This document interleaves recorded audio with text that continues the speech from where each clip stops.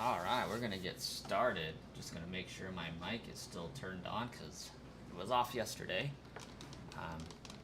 I've been converting VHSs to DVD on my computer when I'm not streaming, so I have to switch my settings around a little bit.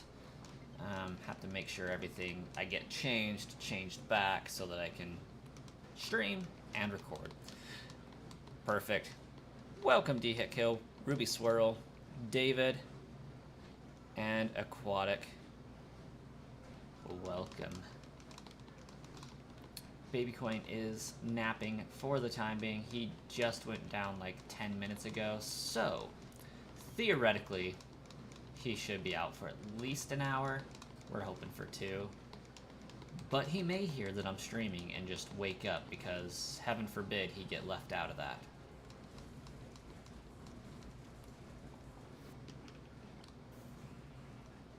You're playing SV right now. Good game, good game. See if that's working. Yes, that is. But why is sound not working?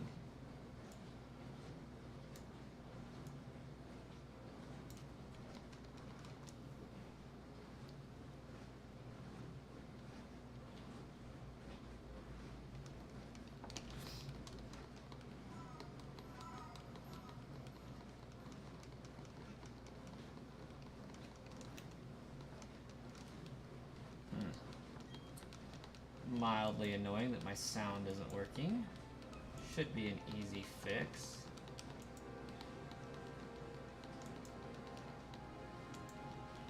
Oh, there. Okay, I guess it is working. Awesome. And then I just need to click play on that, if it ever boots up.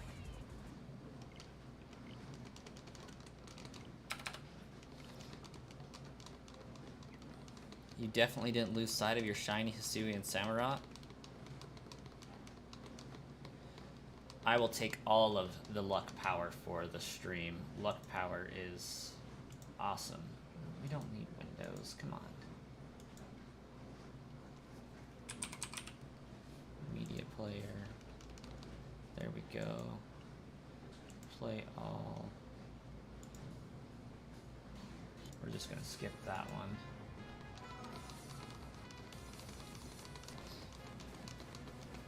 Nope. Babycoin's not a misbehaved child. He's pretty chill. Worst that's gonna happen is he's gonna wake up and want to participate. Yes, but I want to find it myself. I am Spider-Man. Gotta find it myself, or else it's not any good to me. I mean, if I was just getting the shiny Pokemon for the sake of having the shiny Pokemon, I would just mod them into my game easily enough. For me, it's about succeeding in the hunt.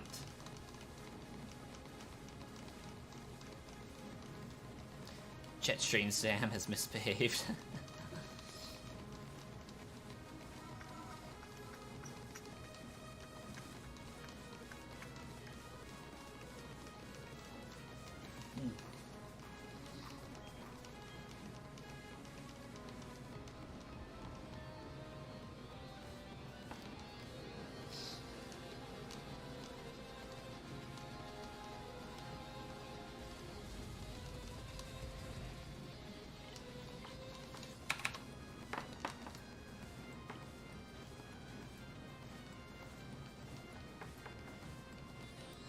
David giving all of his shiny luck, thank you. That's 3 people giving a lot of luck. Hopefully, it'll pan out.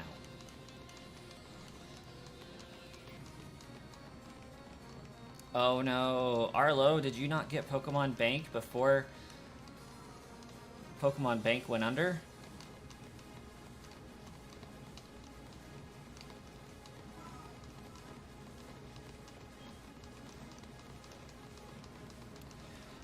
Here's hoping, like, theoretically, I have an entire 8 hours in which I could stream. I'm probably going to break it up into 2 streams of 3 hours or so. Just to give Babycoin some time and attention today, but There's a lot of potential for encounters today. We should hit 3,000, no problem, if we don't find it first. I will 100% get it today. I hope so.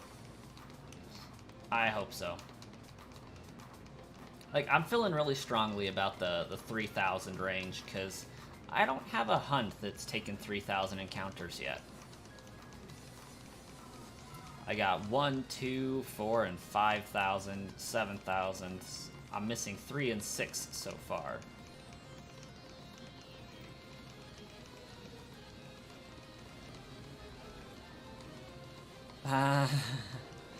Temporarily misplaced your Pokemon. That's rough. Hey, Zumbo. Welcome.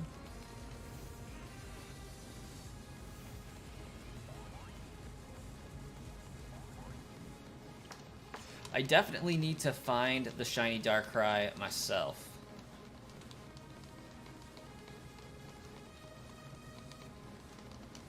Or else it's kind of worthless to me.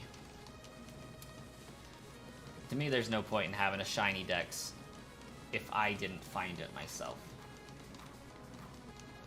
But that's the shiny hunter in me. Oh yeah, I'm definitely going to go for a shiny Arceus. Yeah, hands down. I don't know if it's going to be the next shiny I hunt, but it's going to be one of the next. I'm pretty sure I'm going to go for Giratina next. And then Arceus. I gotta fill out the creation trio first, you know? What is Darkrai? I don't even know. I assumed that it was Dark Ghost. Is it just one type?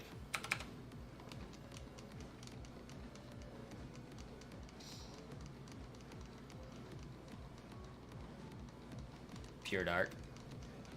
Makes sense. Dark, right? It would be a travesty if it wasn't Dark type. At least halfway. Name it Freddy Krueger.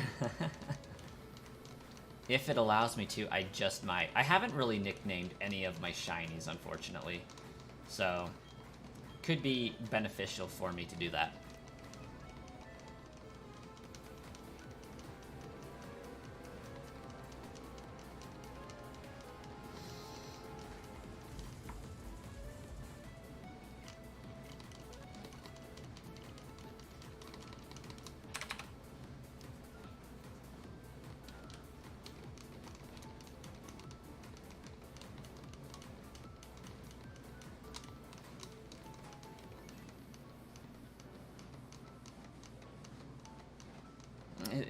They are speaking facts. I mean, it's a nightmare Pokemon. It deserves to have Dark type.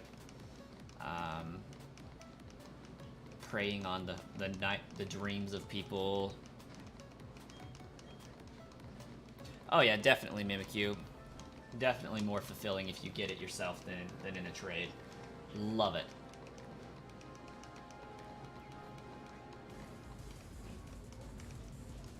I have also not had any soda today, so we're going to try to keep that train rolling. So I'm going to be chugging water, because I suspect for the first time ever, I will actually be thirsty, and not just hiding my thirst behind a soda addiction.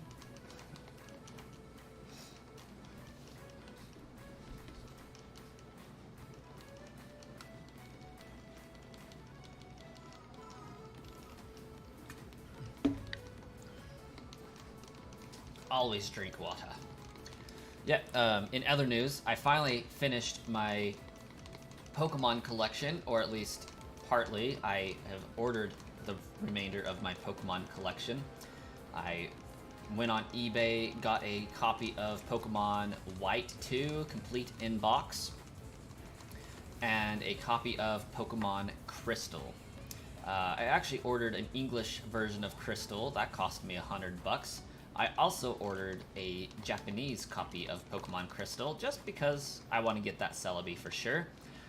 I am trying to win the bid for another copy of Pokemon Crystal, because I want to hook that thing up to my computer, and I want to change the code so that I can get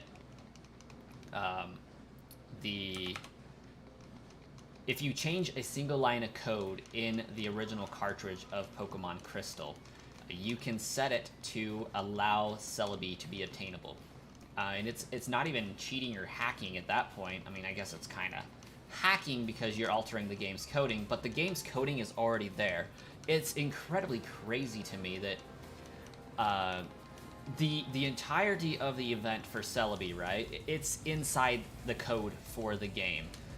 You can get the GS ball if you action replayed in the game, like it's there, but there's a single line of coding that says something to the effect of Celebi encounter true or false. And on the Japanese cartridge, it's set to true so that you can encounter it and actually participate in the event, and the game does it natively. There is no mystery gift event for it. There is no, you had to hook it up to a console or anything to get that at a Pokemon Center or anything. It is quite literally in the game's coding that if you beat the Elite Four, it will give you the GS ball, to my understanding. So I just need to go in and change that line of coding to true, because in the American cartridge, it is set to false. So it just won't spawn that event for you, which is mega sad. But if I can extract the code from the game, change that line, and then inject it back in, I'll have an American copy of Pokemon Crystal that can get Celebi. Yeah, it's that easy in older games, especially Crystal, just because of how the Crystal generation works.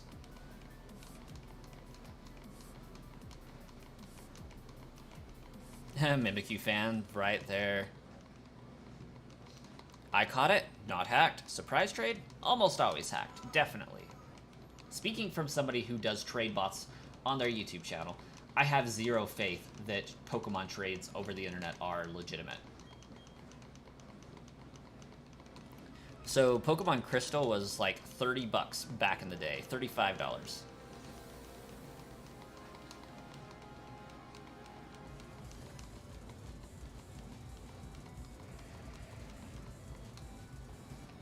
I agree with that assessment, Arlo.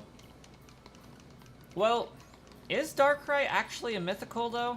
Like, I thought Darkrai was just a legendary.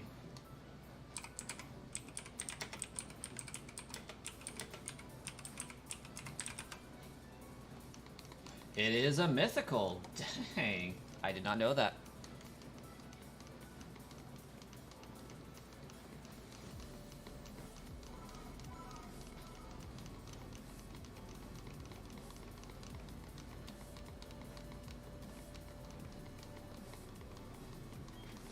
Yeah, so in the US, there was actually like a trade rule agreement between Nintendo, Microsoft, Xbox, basically all of the game companies, because back on the Super Nintendo days, game prices were crazy. Like Donkey Kong was $120, Zelda was $50, you know, things like Mario Kart were $30.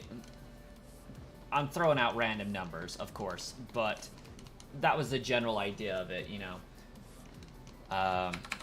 And so they put this fair trade law into place where game companies universally could only charge $60 for console games and $35 for handheld system games. So that's why we saw those prices the way they were for so long, unless there was like something special about the game itself, like selling it in a collector's pack or something like that.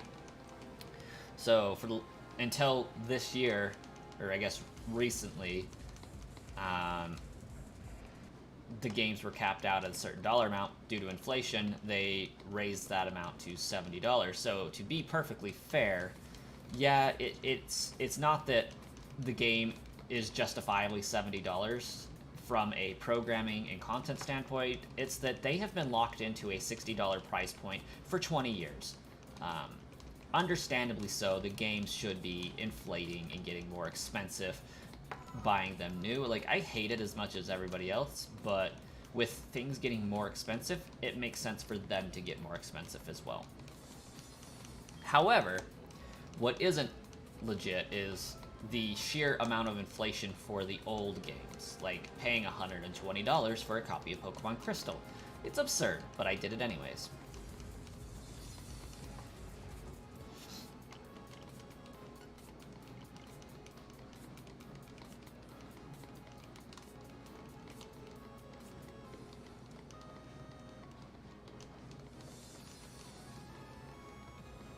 Cresselia is a legendary. I think the reason why it's a mythical is because you can only obtain it through an event. And I think that might be why they made Arceus obtainable in BDSP pretty much all the time without an event. Is because it's a legendary in status. It shouldn't be a mythical.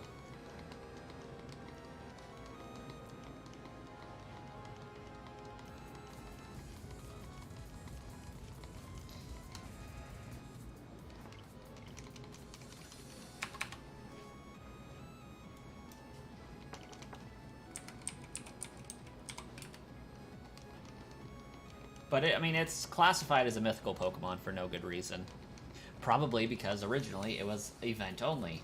Now it's not.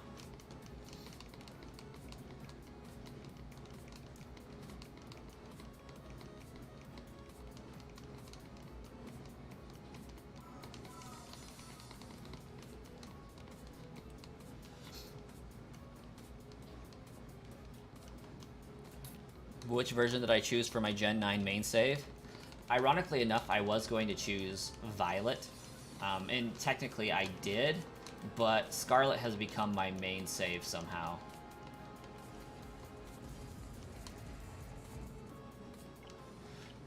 So, people say that they're counterparts, and that word's been thrown out there, counterparts.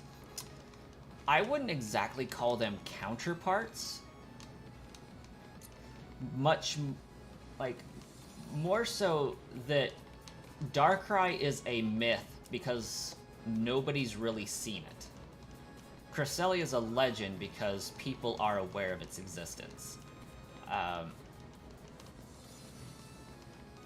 Darkrai is a myth, kind of like the Boogeyman, in that they don't know for sure that he exists. They just, you know, the kid falls into a deep sleep, tormented by nightmares. It's kind of like witchcraft and whatnot, and in the Pokemon world, there's like, oh, this must be the work of Darkrai, like, my kid won't wake up. There's this old legend that Darkrai does this, Darkrai does that, and makes it so that you're cursed with nightmares and all that. But legend has it that a Cresselia wing, you know, a moon feather, whatever crap it's called, will wake them from their slumber. So, like, Cresselia is known about, while Darkrai is still a myth. So, like, that's kind of why I would say one's a myth and one's a legend. One's the boogeyman, one's something that they think would help.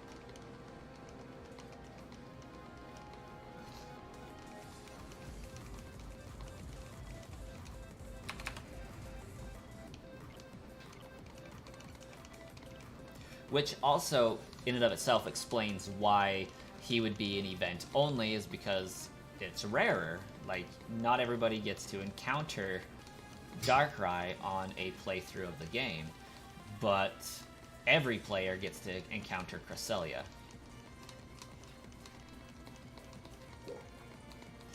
Like, in the context of the game itself, we enter the hotel and we wake up on New Moon Island, right? Nobody really took us there, but for some reason there's a ship there that can take us home.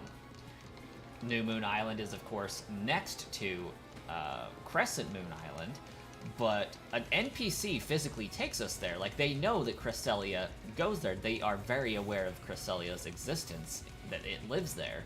So they take you there to go get it. Whereas they don't take you to New Moon Island. Unless you've already been there. And David, next giveaway will start today. I need to make a video about it here in the near future. I usually don't do them until 6 p.m. on Tuesdays, given that I'm streaming today and not really worried about it. It might be closer to 10 when that video comes out. So, probably about 9 hours, I would say, is a safe-ish bet.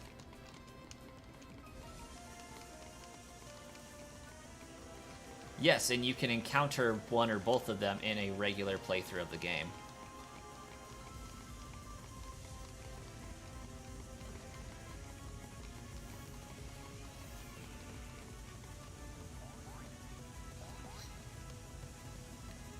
So, Arlo, technically speaking, Zamazenta and Zacian weren't even myths in the normal game, but they are also the box legendaries, so, like, they were covered up. It's not that people, like, didn't revere them as myths. They weren't even a thought. They are legends at that point because there is contextual evidence found within the game that shows that these Pokemon exist. They've just been covered up, right? You know, with the mural covering up the statues of them. Like, these Pokemon would have been legendary had some point the king not covered up their entire existence.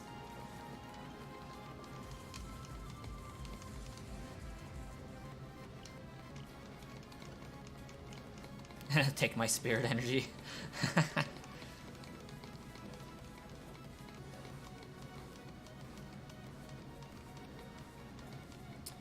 Aquatic, I wouldn't think that tracks. I personally don't think Mewtwo should be legendary in status. I think Mewtwo should be pseudo-legendary, because Mewtwo is a clone of a mythical Pokemon. Mewtwo is not a legend. It's not a myth either. Like, it's very well documented. It's just uber strong, so that's probably why they gave it the legendary status. It's freaking hecka strong, especially in Gen 1. Oh my gosh.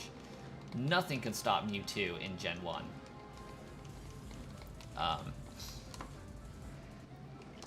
But the scientists cloned Mew. Like, it's very well documented in the Burned Tower what happened, and how it happened, and all that fun stuff. Like, it's crazy. It should not be a legendary Pokemon. It should be a pseudo-legendary. Perhaps they deemed it a legendary because only one is in existence, or at least only one should be in existence.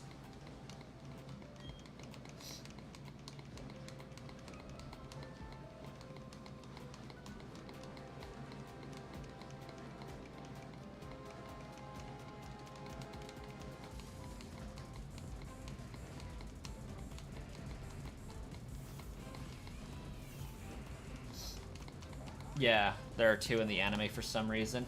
And the anime doesn't make sense. Nothing in the anime can actually be taken as canonical information, if you guys didn't know that. It's rumored that the anime is in a different universe than the rest of Pokemon. There's the anime universe and the non-anime universe. And, like, there's the video game universe and the anime universe, and there's even so much as there's the movie universe, the anime universe, Game Universe 1 and Game Universe 2. From what people have theorized, Pokemon X and Y start a new universe. And that's why we have Mega Evolutions, and Z-Powers, and Dynamaxing, and Terastallizing, all that fun stuff. Whereas we didn't have that prior to Gen 6. Gens 1 through 5 are in one video game universe, where Gen 6 and on is in another universe where these things exist. However, it could also be argued that the remake for BDSP is technically in the original universe because nothing changed to deem it in another universe. And like, this is also addressed by ultra wormholes, you know? Like, ultra wormholes are kind of the explanation behind the theory of different universes.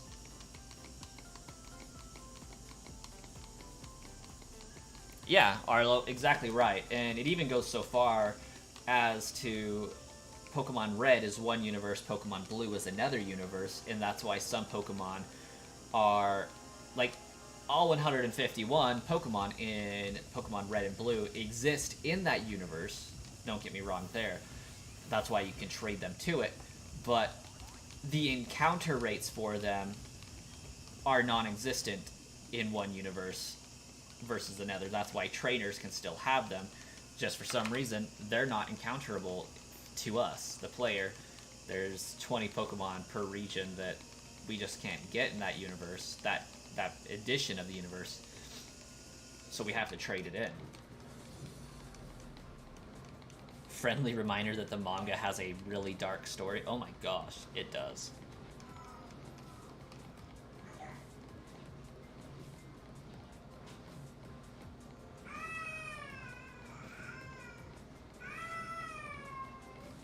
Yeah, absolutely, D-Hit Kill. And that even goes so far as to change whether it's, I forgot his name. Artie?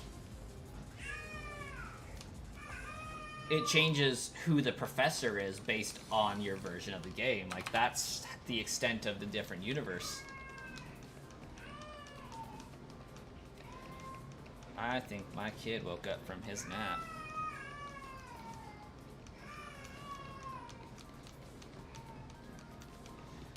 I like Raging Bolt. I thought that was a worthy way to transform it into a dragon. I like Raging Bolt so much more than Walking Wake. Yeah, Baby Coin definitely woke up. He was not up for more than a half-hour long nap.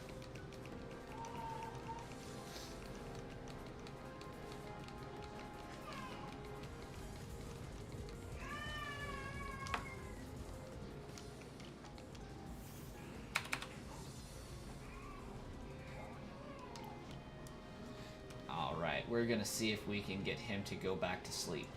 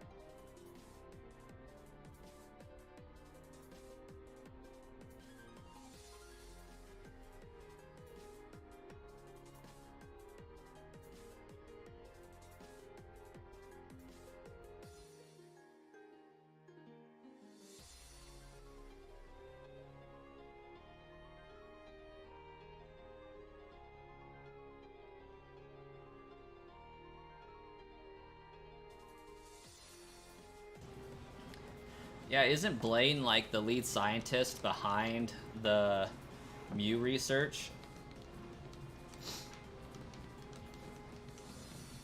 Or was that Fuji? Okay. I personally need to watch the anime a little bit more closely for that. And, you know, I've been meaning to just blow through the episodes. I have a hard time devoting time to doing so.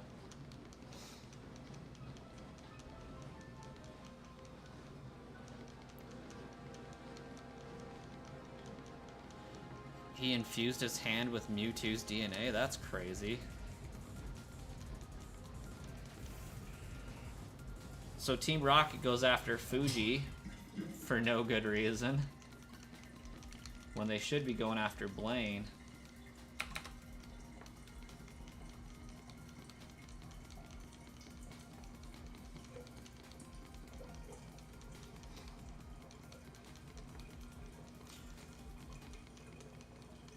Yeah, if I understand correctly, Team Rocket employed the scientists that made Mewtwo, but Blaine and Fuji were the lead behind the two.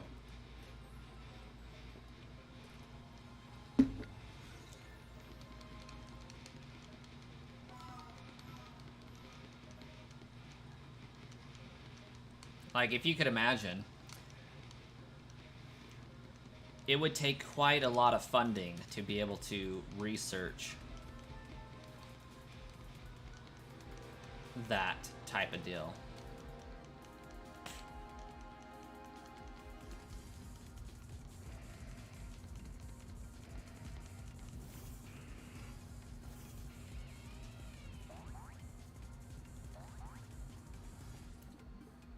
Shiny Rayquaza has lore? Shiny Rayquaza is the way it is because it is malformed due to being summoned the wrong way.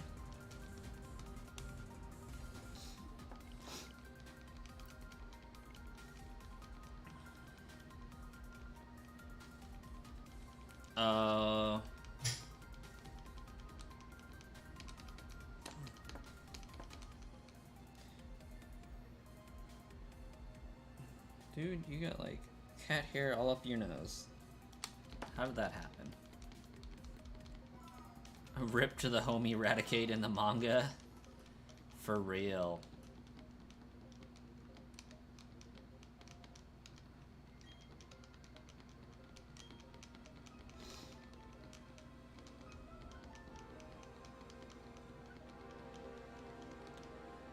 I need to restart Demon Slayer and watch it on my 4K TV. I feel like that would be a very beautiful thing to do.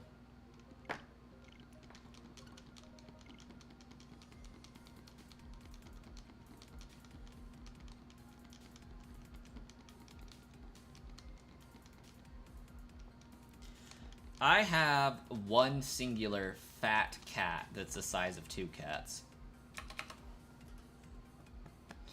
Technically, I am not a cat owner.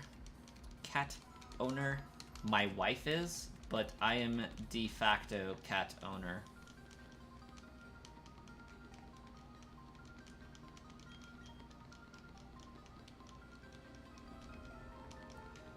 Yeah, Mimikyu fan. So that is why the anime and the anime movies are in 2 different universes. That is one of the inconsistencies with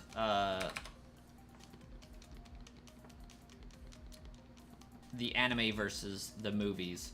Because in the anime, Jesse's mom was like a very proper lady that wanted Jesse to be super ladylike, and Jesse was having none of that. Whereas in the movie, Jesse's mom dies.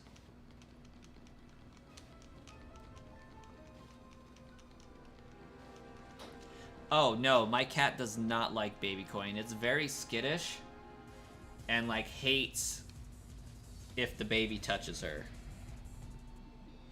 Baby Coin adores the cat, though. He thinks it's wonderful. Hey, Mr. Twirtles. The plot holes can all be justified with simply they are all different universes. Yes, yes they can. Cats are pretty great. I had a cat that I was quite fond of. It's still at my parents' house, just because it's like so old and decrepit at this point that like there's no point in moving it. Plus it's a semi-outside inside cat, so putting it in an apartment, it will hate its life for the rest of its days, so we just thought it was best to not bring it with us. David, I'm gonna go with Eevee. Hands down, Eevee.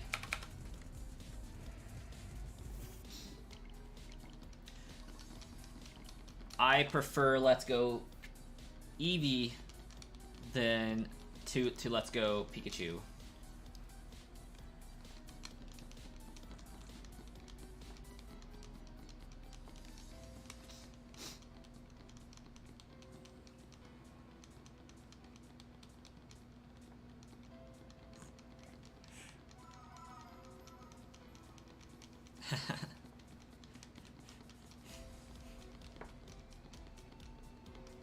Also, I had no idea babies had an obsession with touching your face, but they really do. Like,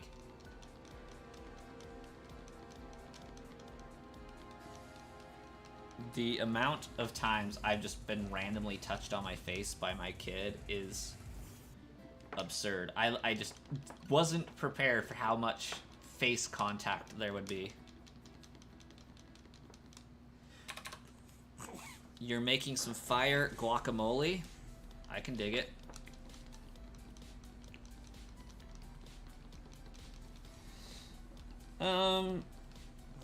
No, it is a learning thing for them though. Because, you know, sound comes out of your mouth. More common than not, they try to poke your mouth and they try to poke your eyes because babies, even as babies, are aware that like eye contact equates to attention. So me holding him right now isn't exactly the attention that he's going to be wanting or needing throughout the day. Even though that like you would think, oh, he's being held, he's got that contact. Babies need eye-to-eye contact. That's how they learn social cues and whatnot. So a lot of the times when you see people that are like really socially awkward that don't get social cues, it may not that they have like a disability that prevents them from doing that. It may be that when their parents were raising them early on and talking to them, they didn't get the eye contact they need to learn properly what social cues are. Yeah, eye contact is a instinct. Huh. But we're not giving you eye contact right now because you're supposed to be sleeping. The only eye contact you should be having is your eyelids.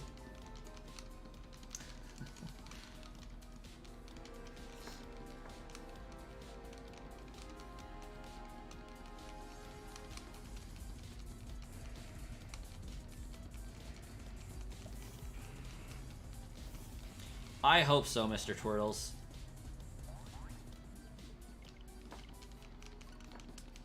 At this point, I am down for all of the luck.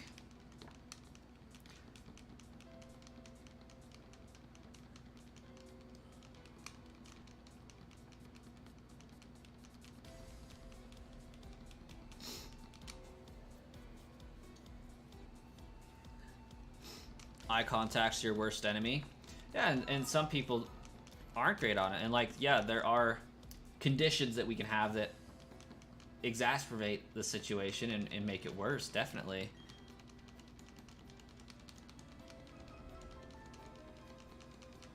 Yes, D-Hit Kill, make me an avocado sandwich. It should boost my odds. Or a tomato sandwich, either way.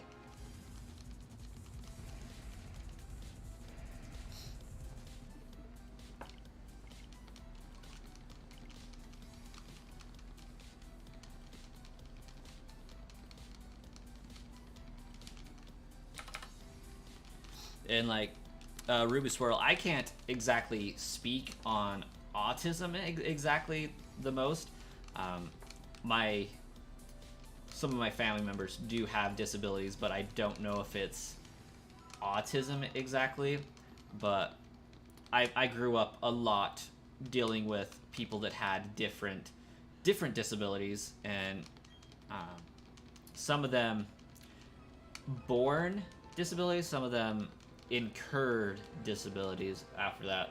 So I do have a little bit of experience with it, but one thing that I have noticed is like the more that I hear and see and observe about autistic people is like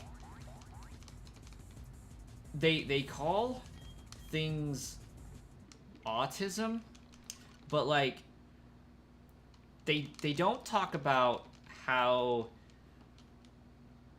there's benefits to it in other ways, you know? Like, a lot of autistic people are not great at communication, but that's because they're communicating differently, but they're amazing at other things. And it just blows my mind how that slight tweak just changes so much.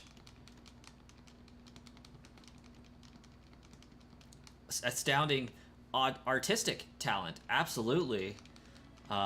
Really great at music, just because they communicate so differently than us, and they feel it on a different level. And Ruby Swirl's an artist. There we go. You know, and like, let's be honest, and perfectly realistic. People are fake, right? Like, it's very rare to find a really genuine person. And so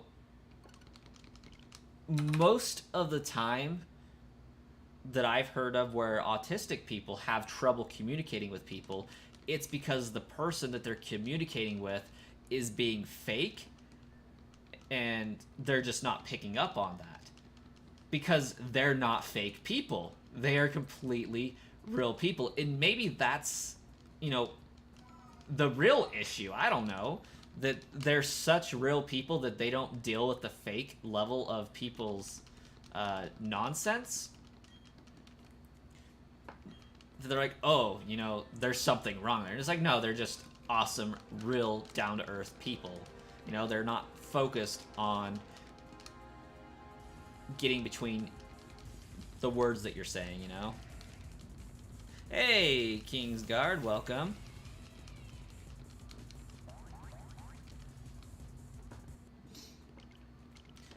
Like I said, like I can't really speak to it on a personal level. That's just some thoughts that I've had about the whole thing for a while.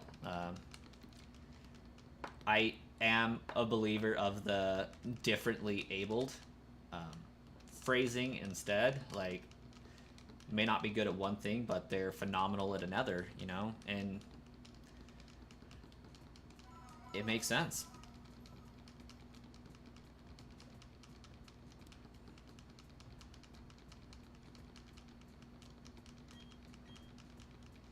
You have really poor memory, can't keep focused long enough for a single thing, and have bad dictation? YouTube didn't let you finish. That's crazy. Yeah, and like, didn't you say that you frequently had problems with your ears, D-Hit Kill? Like, your ears frequently bother you? Like, poor dictation and ear problems could easily go together. But I also have pretty bad dictation, and from what I understand, I have decent hearing, so I think I just have poor dictation.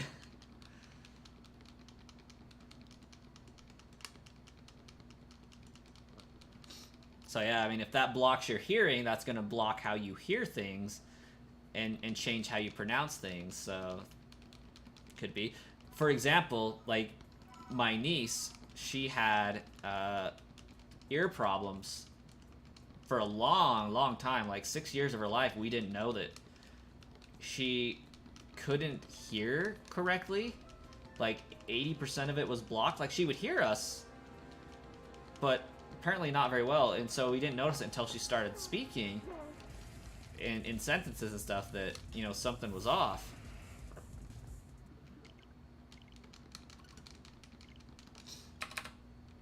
But they put tubes in her ears and fixed that right up.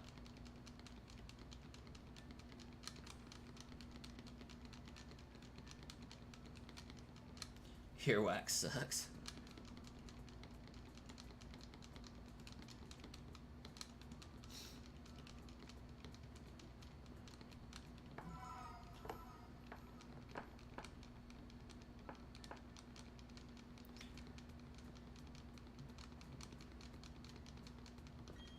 It's there to help you, but yours just... Yeah, Vehicle, I think yours just tries to kill you.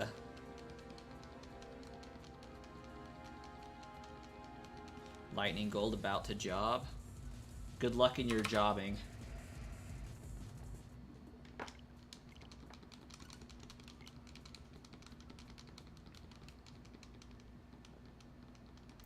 My next shiny after this one is probably going to be Giratina.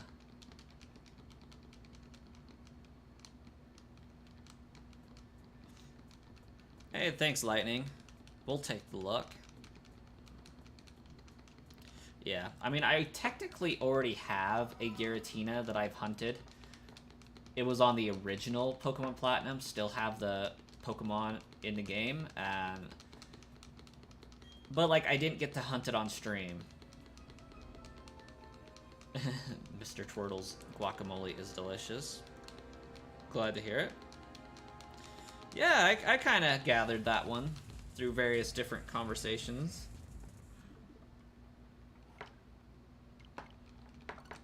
Giratina's a fun legendary.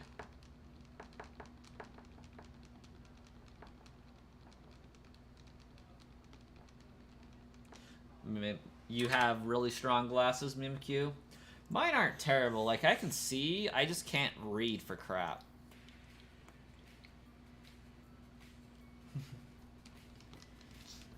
Like, I can't even read my computer screen that's right in front of me. But I also have age going against me as well. Starting to hit that, getting closer to that 30 mark, I guess. Where everything starts to deteriorate.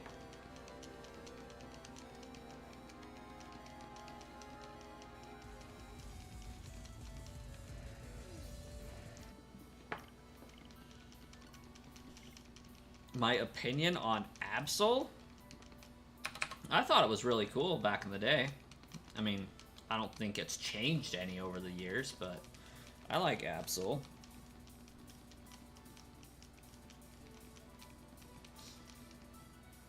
I'm now having a conundrum. I have a passed out baby coin, but I know that if I go put him in his crib, he's gonna wake up.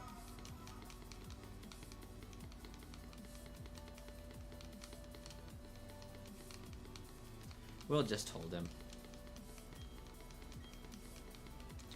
I agree. Mega Absol should be Dark Fairy.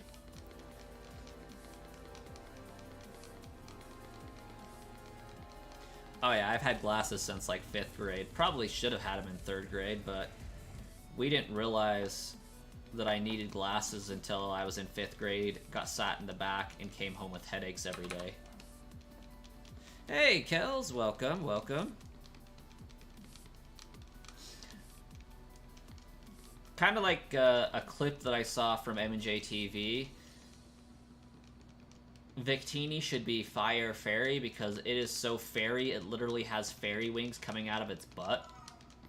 Absol has fairy wings coming out of its back. And, like, it's kind of looking like an Angel of Death type thing, so Fairy Dark makes sense. Hell yeah!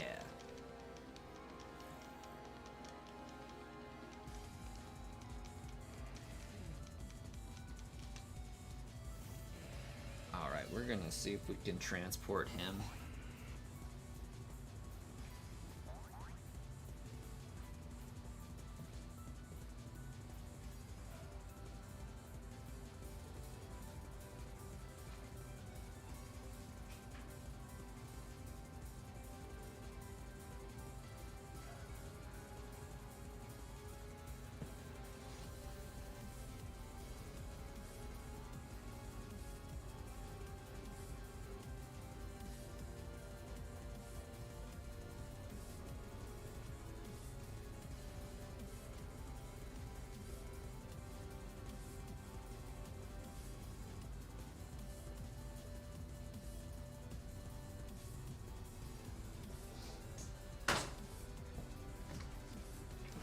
seems somewhat successful.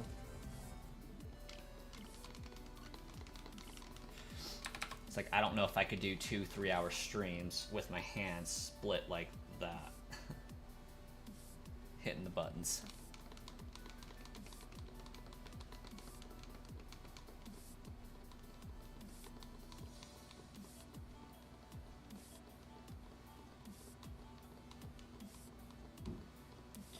Do we still not have a fairy dragon?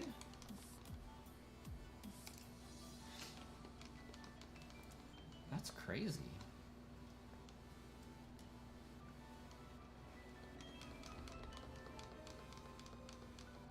Oh yes, yes, I have D-hit kill. I have gotten wrist problems with shiny hunting. It hits right here for me, more my thumb.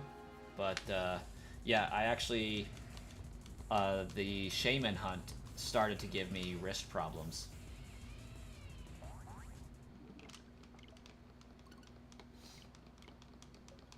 Mega Altaria.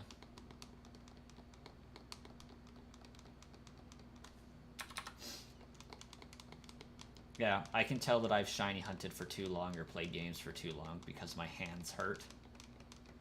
Which didn't used to be a problem. Like, I could game for hours and hours and hours and hours straight.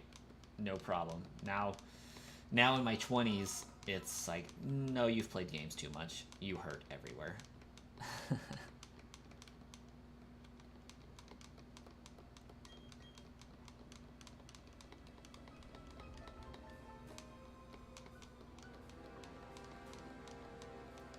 Fairy Dragon would be overpowered.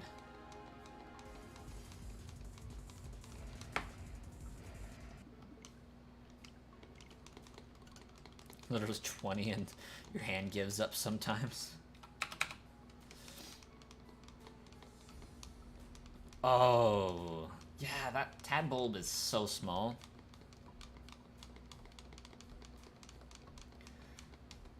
We need a Dragon Fairy just for fun.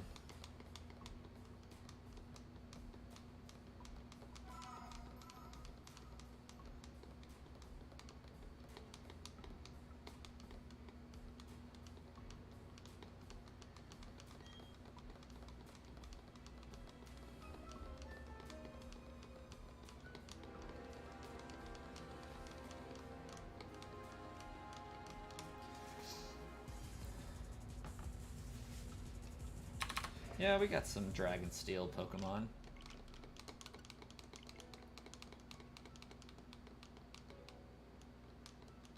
What about a new pseudo?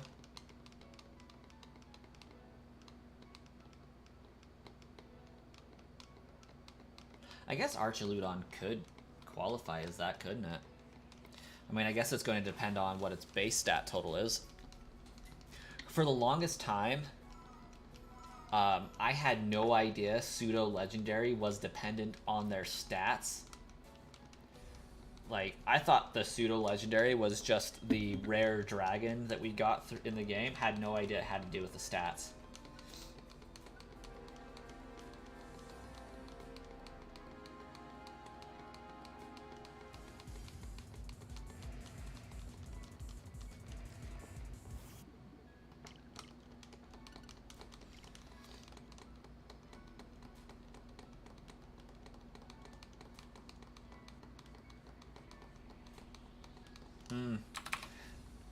Not that many people are going to be running an Archaludon. I think more people are going to be running a Duraludon with a Eviolite because it can evolve.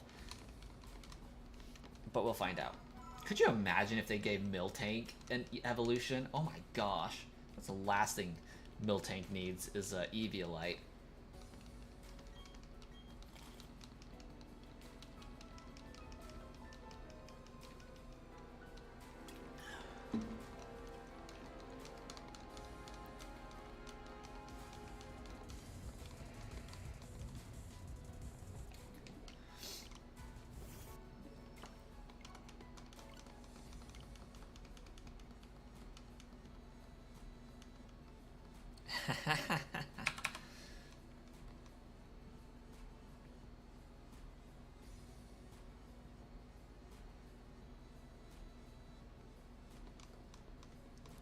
Yeah, I feel like Dragon Fairy's only weaknesses would be Poison and Ice type at that point. Maybe Steel type. Poison, Ice, and Steel. But since it would be a dragon, it would probably have access to fire and ground moves anyways, so, like, you're gonna get wrecked.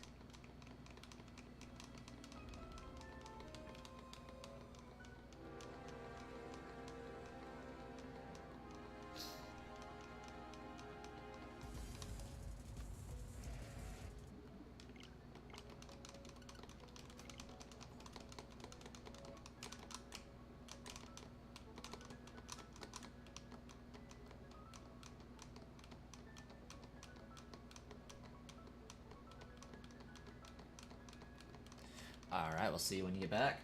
Oh wow, guys, we had 21 viewers for a second. Oh my gosh. Feels special. Feels special. Oh. Yes, that Dunsparce evolution is insanely disappointing. I was hoping for a dragon. Not another Onyx. Hey, listen, Mr. Twirtles, I am not going to discourage the making of guacamole. So, like, if you're crying out for help to like, curb a guacamole addiction, I am not your guy. I will always encourage the making of guacamole.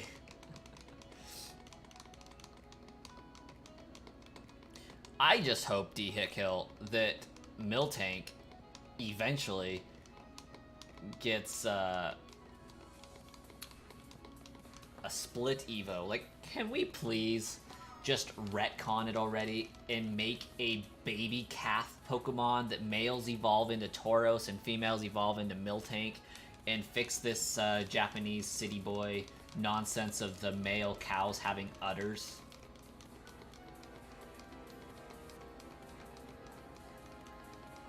Like, I would love for that to happen. People have been, like, asking for it for so long. The baby calf Pokemon, not only would it fulfill some fan requests, but can you imagine how cute that little baby Pokemon would be for the cows?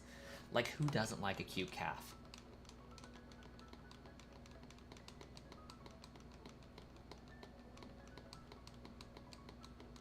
It would be adorable.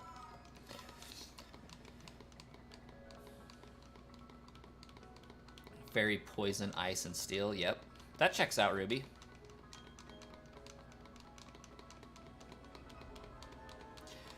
And Turtles, I'm going to have to find myself some lunch eventually.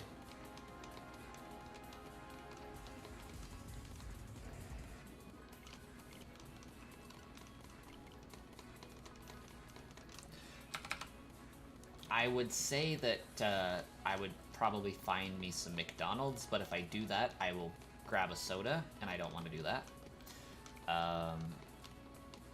Next to that, I just blew way too much money completing my Pokemon collection, so I also don't want to spend money right now, but a sandwich just doesn't appeal to me either, so I'm kind of in a conundrum here.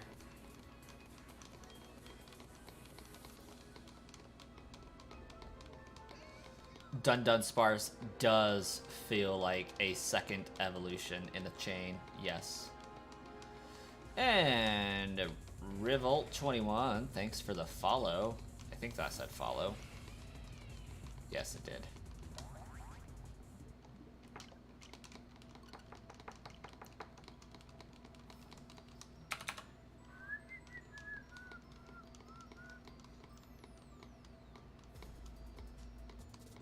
Double the soda down to the next person.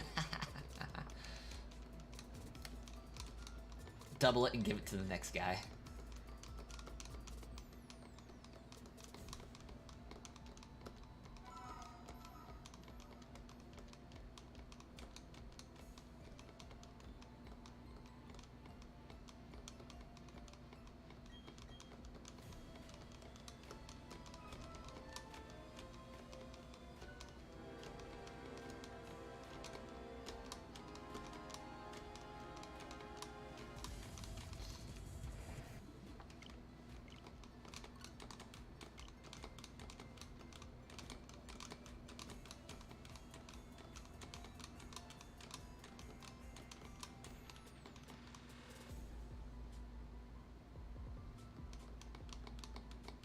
You're having dinner as we speak? Yeah, I mean, I guess it is like 7 for you over there.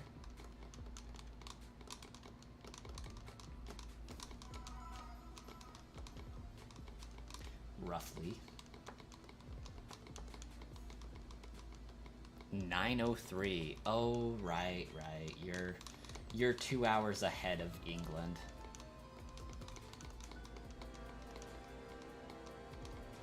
I think.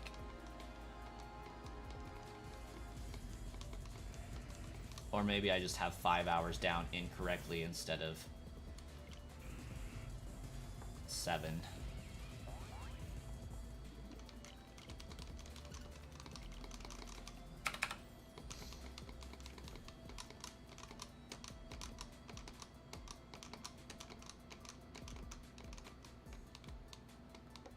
Oh, dude, for my time zone, it's like 7 hours ahead of mine. Yeah, it's like 2 p.m. here.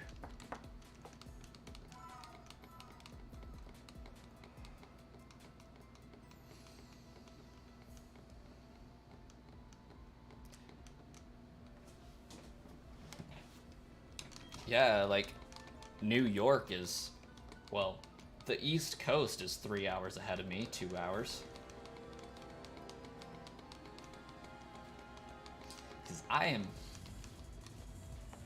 closer to the West Coast. I'm in the middle of nowhere, Idaho, so not West Coast time zone or Pacific time, but pretty close to it.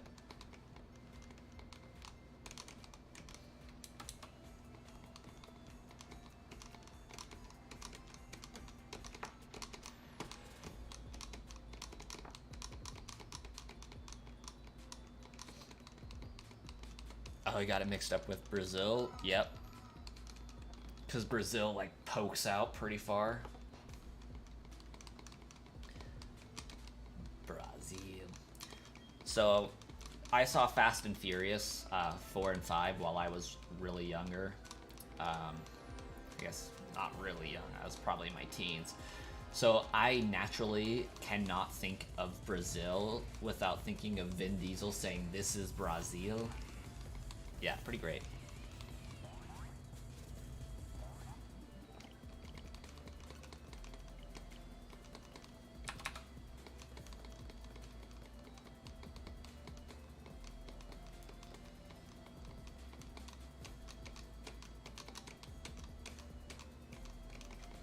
Make sure I stay hydrated. Indeed, like, I've pretty much drank this entire thing on stream. I have a little bit left.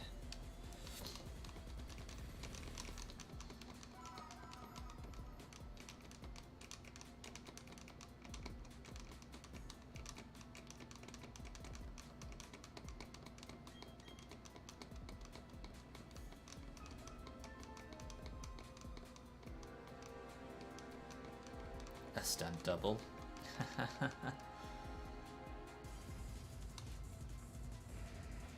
Yeah, he's no Jackie Chan. That's for sure. I really appreciate that Jackie Chan, like, for most of his career, never had a stunt double. He's like, nope, I'm doing them myself. I don't know if he still does, because, like, he doesn't bounce very well anymore. He's kind of old. And it's also really sad to think, like, Jackie Chan, Jean-Claude Van Damme, Steven Seagal, Chuck Norris are all really old now, like 70s plus. We're about to lose some really great action movie stars. And I don't think, like, our current generation quite lives up to it.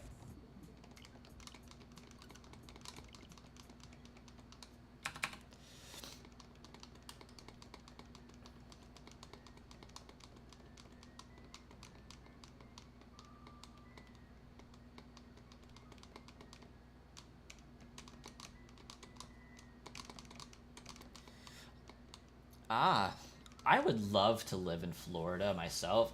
Like, I almost convinced my wife to move there once upon a time. She won't do it. She loves going to Florida. We both love going to Universal Studios down there. Super fun. Love it. favorite ride is Hagrid's. I think that's amazing. But yeah, I was not successful in convincing her to move there. And then, like, she rubbed it in my face that there was a hurricane just a little while after we decided not to go there. And she's like, see, this is why we didn't go there. Dwayne Johnson. Even Dwayne Johnson's pretty old.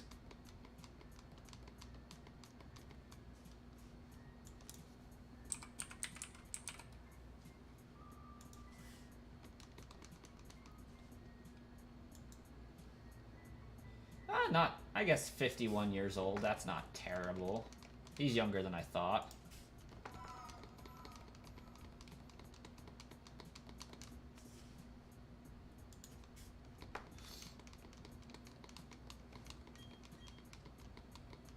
Oh, Mr. Twirtles, you might be able to buy Mario Kart 8? Hey, that's lit. I am 29.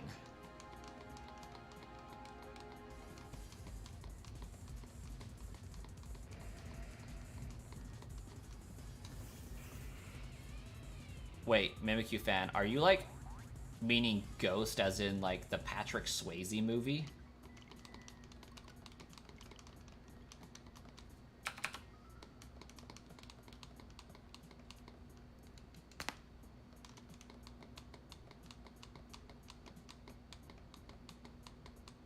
Ah, okay.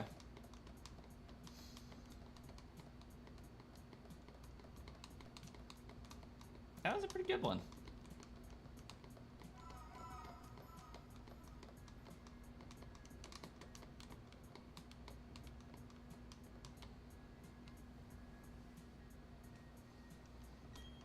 Just did, David.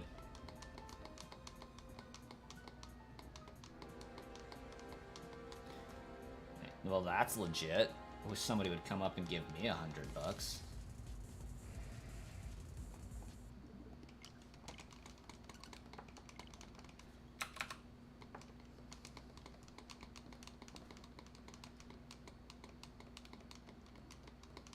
I can say that in this stream at this point because Arsenon is not present. If I said that in Arsenon's presence, he might actually do it.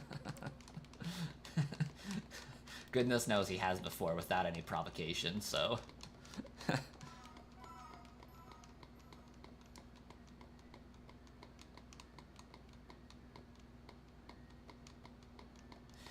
D-hit kill? That's because, like, things from the 1990s and 1980s were actually good.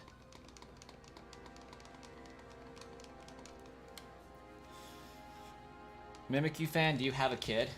Because I can guarantee you, if you have a kid, you will instantly look 30.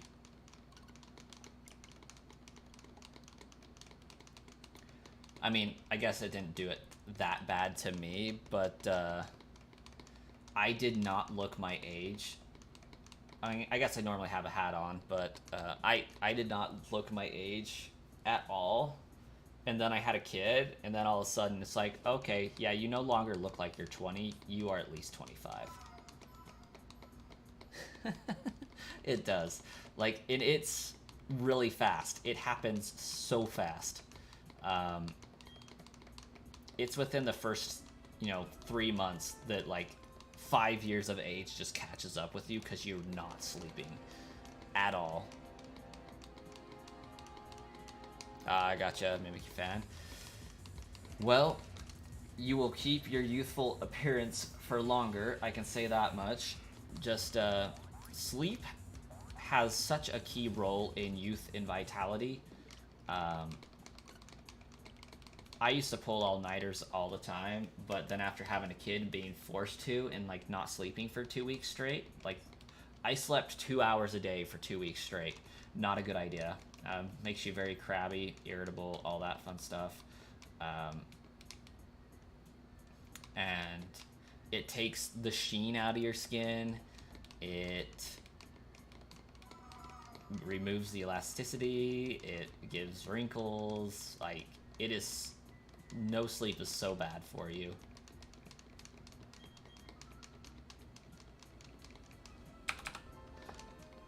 if it's of any consolation, Mimikyu fan, like, I didn't date much myself. In high school, I asked a lot of girls out on dates. I kept a tally. I asked 37 girls out on dates. I got told no one time. And I only went on like 4 dates. So I asked 37 girls out on a date, got told no one time, actually went on 4 dates.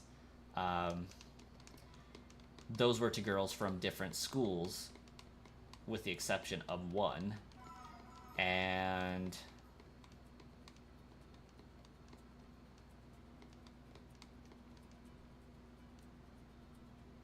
if you're doing the math, that is 33 dates unaccounted for. I got stood up a lot. Or I would set up the date, we'd be good.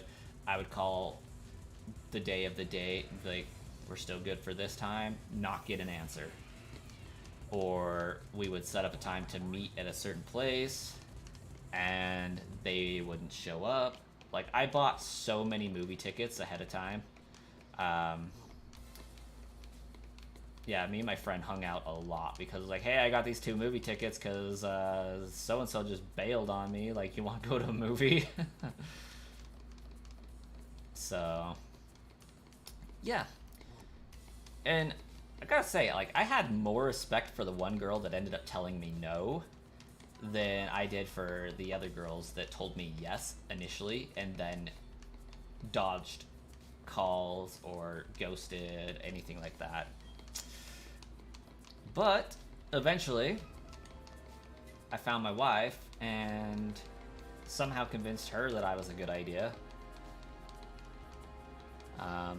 Really, first and only girlfriend.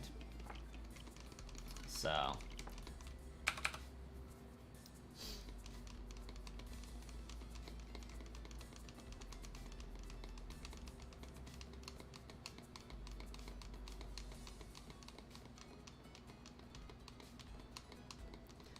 oh yeah, Dehakill, that was great. I hunted so long for that one. Yeah, I remember you not going to sleep.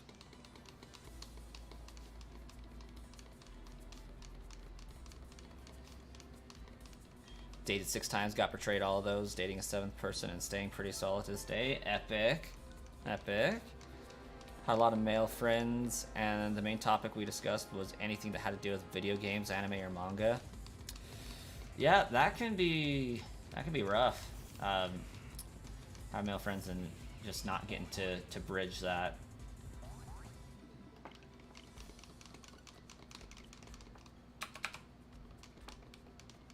Now I'm married and have baby coin.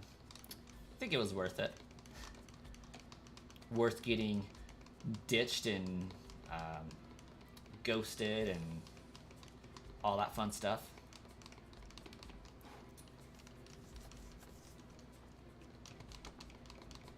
The best comes last. Yes, it does.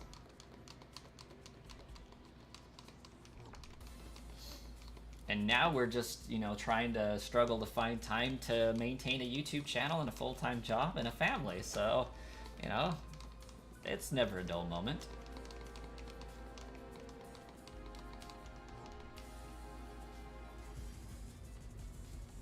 And within the next year, hopefully, starting an actual business that can get me away from a full-time job, because that's the goal. And I know that if I can get one to do well, I can set up others at multiple locations and have them do really well. So it's just getting the ball rolling. Need a lot of income saved up to do it.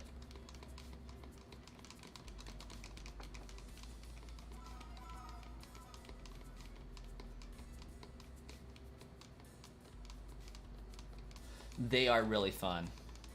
Yeah, Dehakill, I am trying to think about starting a new business. I want to have a soda factory like business.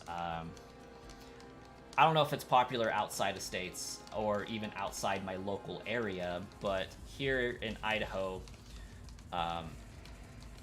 we have a lot of specialty soda shops. So like you go, you get your Dr. Pepper, and you can add flavor shots to them, like raspberry flavoring, vanilla flavoring, coconut cream, vanilla cream, things like that.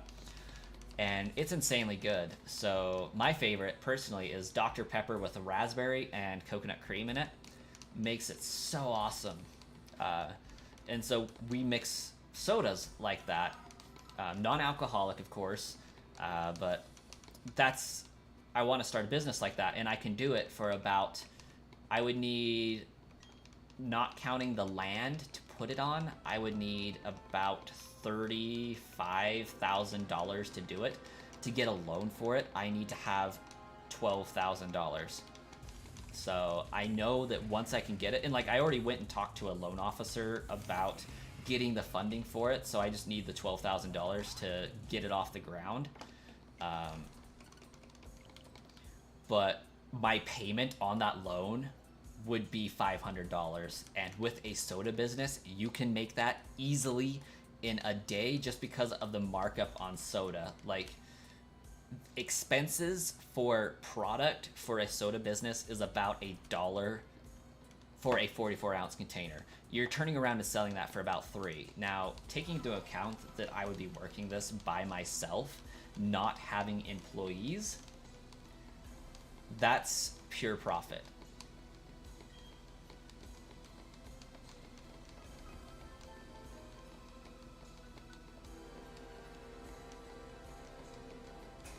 Oh yeah, it's so hard to have a kid these days. Like, not to mention bringing it up in the world, the climate that we live in these days, so much chaos going on. Like, I'm terrified for my kid to go to school most of the time, so like I'm glad we got 5 years to figure that crap out. But yeah, like sometimes you hit an age and you're just like, yeah, no, don't really want to have a kid at this point.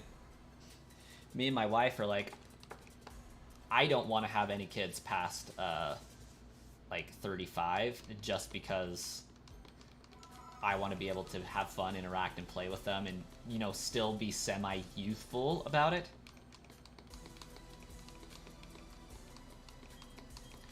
So, yeah, it could be good D-hit kill for that business idea. I'm hopeful that it'll do well. It's just going to be crazy trying to get the funding for it. I am able to save a little bit of money each month, but not enough to get this done as soon as possible, as soon as I would like.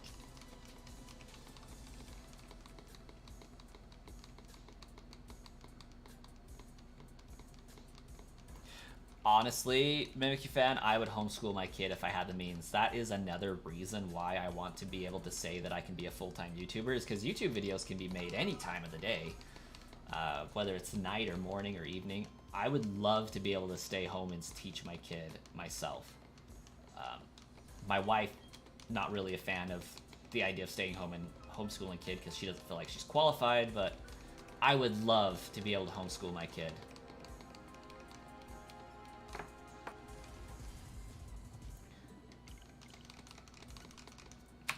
Like, I think regardless of which side of the fence you are on in America, and I don't get into politics on my channel, but I feel like that's just asking for fights regardless of where you stand. But regardless of where we stand, I feel like going to public school, you're going to be faced with people teaching their ideologies and politics more than mathematics, science, and history like they should be.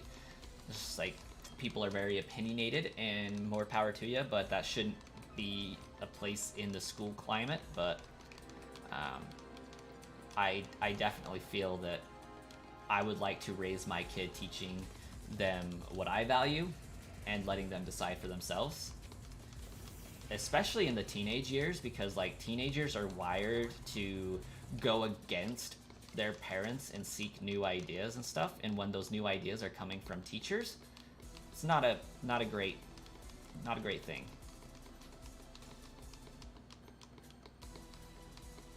If my soda business takes off, you bet I'm gonna buy some. Honestly, here's the thing, Mr. Twirtles. That is a possibility. If I get it to do well enough in Idaho, I want to put one in Texas, and I want to put one in Florida. And I would definitely do it. One, because it gives me a business reason to fly to Florida to then turn around, work a day, and then vacation. Yeah, you know, just inspect the restaurant or, you know, the soda business. Make sure that they're doing things according to how I would want them to do it. And flights paid for by the business. I don't have to do it out of pocket. I'm thinking about a name called the Ice Chest. Having it look like a treasure chest, but instead of coins coming out of it, it's ice.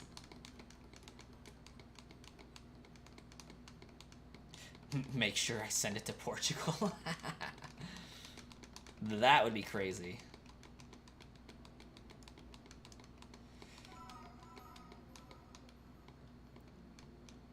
As long as I port CA.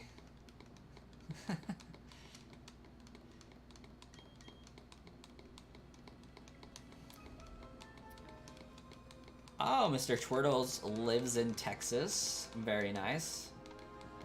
Now, I do gotta ask, and hopefully this isn't super creepy, do you live in West Texas or East Texas? Because I lived for 2 years all over West Texas, and I loved it. Amarillo, Lubbock, Midland, spent some time in Sweetwater, Northeast, so Dallas area. Near Fort Worth, okay. I feel like I've been through Dallas-Fort Worth one time, but I cannot remember the context of why I was there. Texas is hot. So hot. And I was there one year when it got freaking cold, too, for winter. It was crazy. I was there in 2015 to 2017.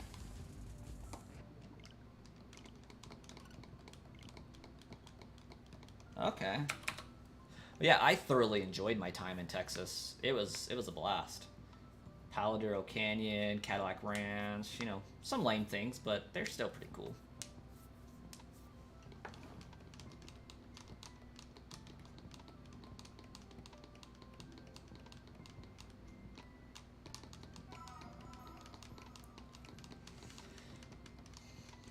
Hey, I mean, if I lived in Florida, Texas would be a second thought. Like, I want to move to Texas because land is affordable.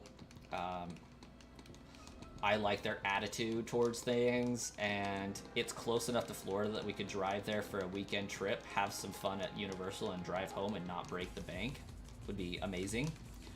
I feel like Texas would give me more access to the entire country, honestly. Like, I feel like living in Texas would make it so that, hey, if I wanted to go on a week-long trip and drive to New York, I could easily do that and not break the bank. Because the states, after you get past Texas, the states become smaller and more manageable. It blows my mind that over 3 hours, I could pass through 7 states over on the East Coast. Whereas just like in Texas and Idaho, I can drive for 4 hours and still be in the same state. Texas, you can drive for like 12 hours and still be in the same state. And that's going like 65 miles an hour or 80 kilometers an hour.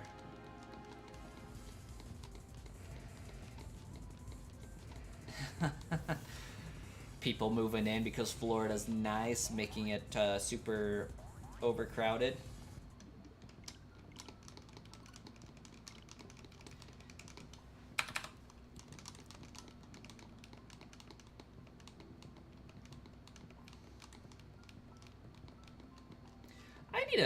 I need to Google what an actual Yankee is.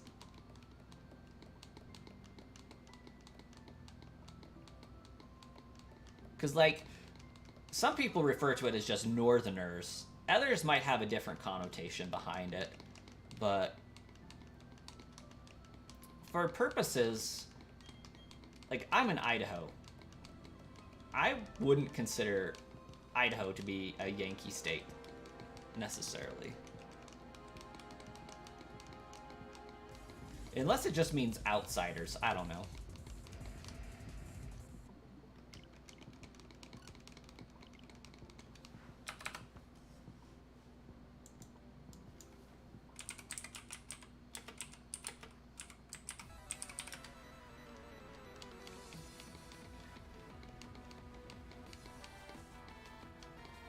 Ah. A person who lives in or is from the U.S. An inhabitant of New England or one of the northern states. Okay. Not how it's used today, I don't think.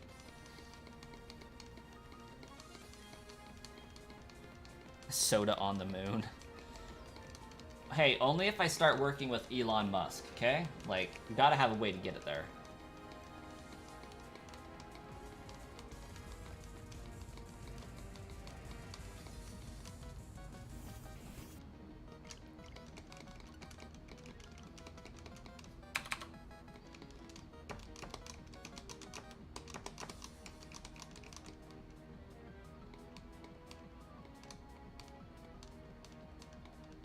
Soda X reveal. That's funny.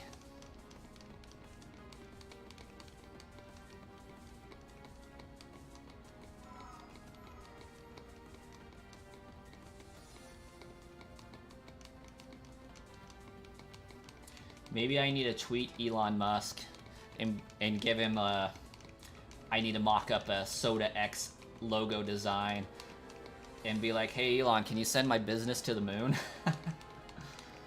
I could use a donation.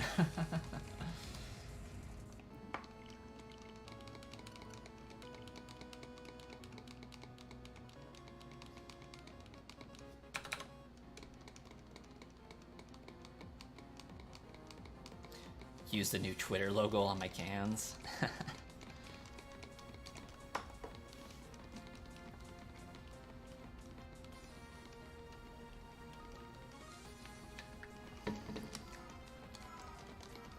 But good luck getting people to stop calling it Twitter. Because, like, he's got to find a new way to tweet. Like, are we just commenting? Are we posting now? Because if it's not a Twitter bird, then we're not really tweeting anymore.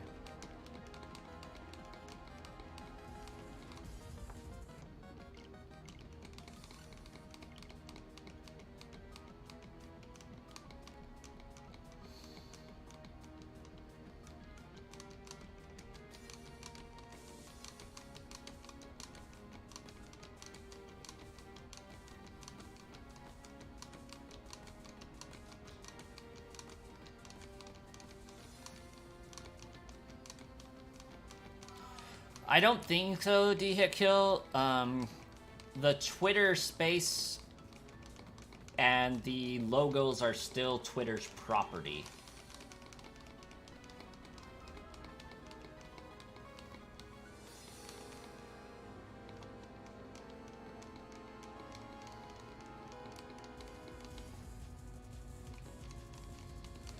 Oh, I have a new eBay message. That's usually not good.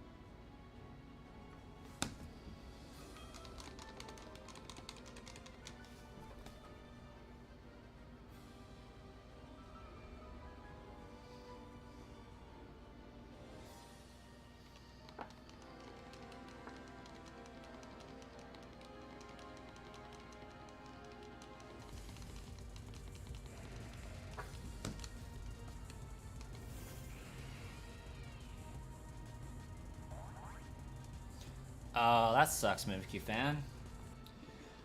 People be driving crazy, though. In Idaho, we have many overpasses where, you know, your highway goes over a less common road to allow traffic to pass freely. On those, we have guardrails preventing people, one, from going off the right side or the left side into oncoming traffic or onto the road down below. And we've had them for years and years, as long as I can remember. There would, like, once every 5 years, have somebody plow into one of these guardrails and do some damage to it. Over the last 2 years, there has been, like, one every 6 months that has happened. And almost every single one of our guardrails on my 30-mile commute to work has been hit and damaged and bent up and out of shape because drivers be wild in or something. I don't know what's going on, but it's freaking insane.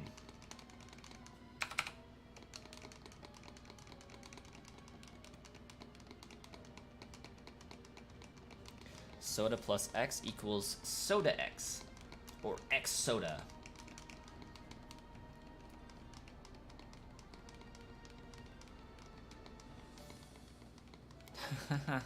My new best friend is Reddit.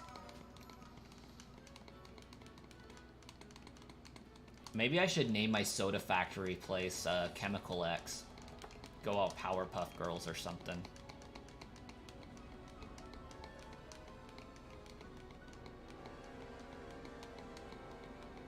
Name it Max Potion. Do that.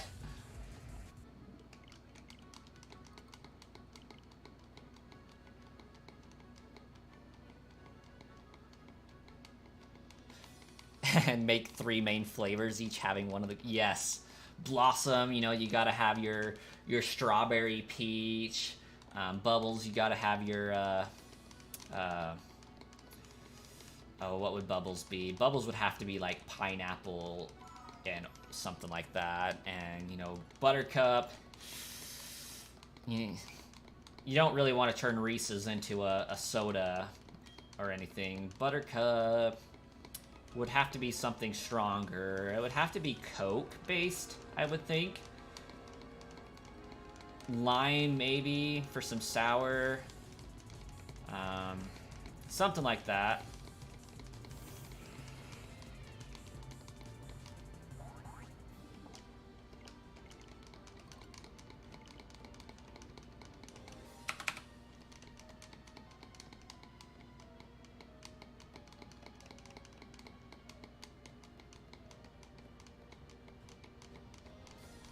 Who says I took it?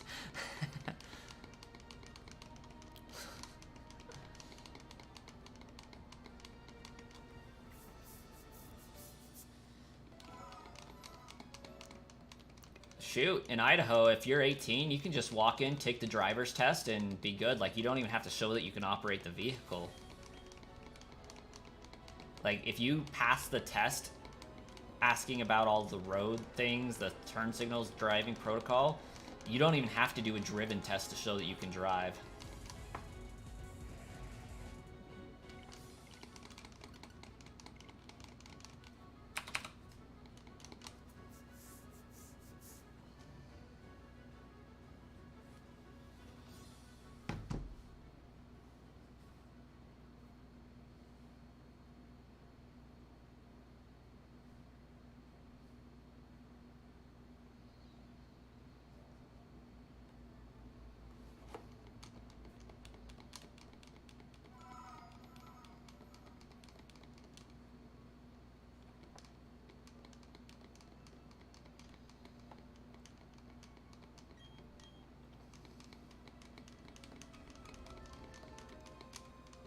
You lost your hair? That's unfortunate.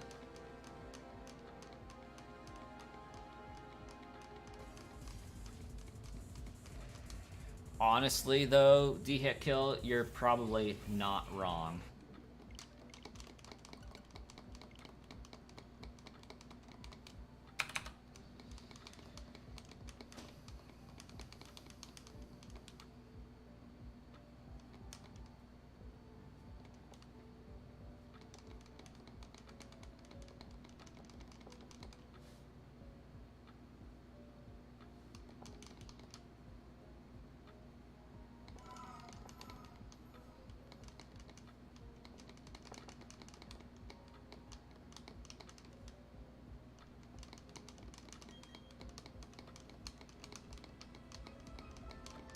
Jawline wise, at least.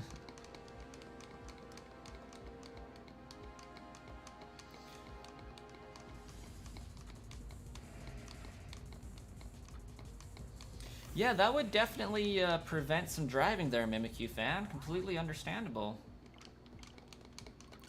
Yeah, definitely not the most safe to operate a vehicle with those conditions.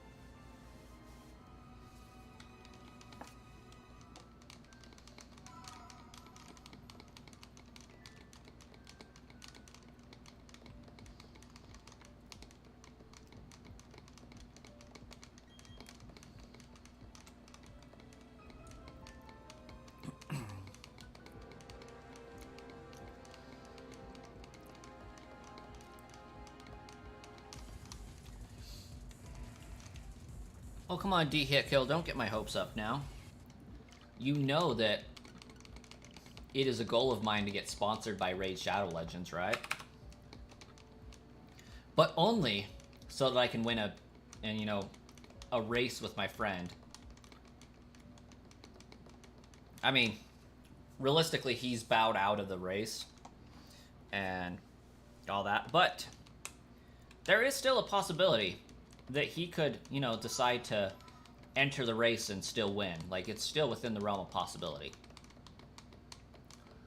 But I myself don't count myself as a full-fledged YouTuber because I have not been sponsored by Raid Shadow Legends.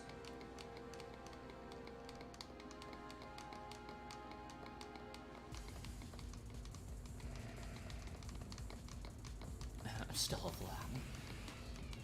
Now for the sponsor of today's video, Raid Shadow Legends.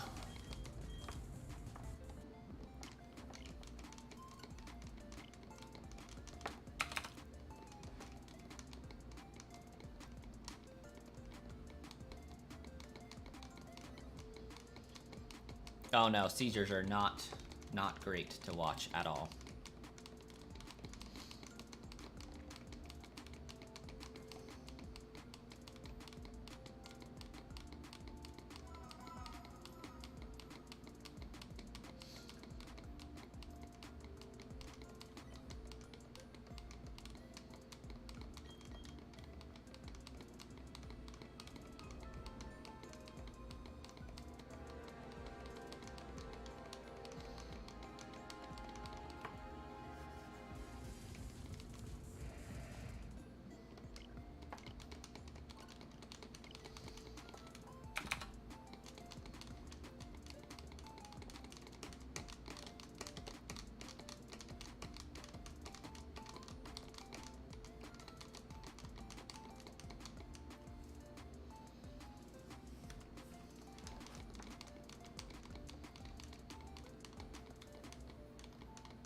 $2,800. We're so close to narrowing in on that 300 mark, or 300K.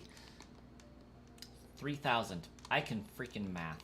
Good gosh, that was a brain aneurysm.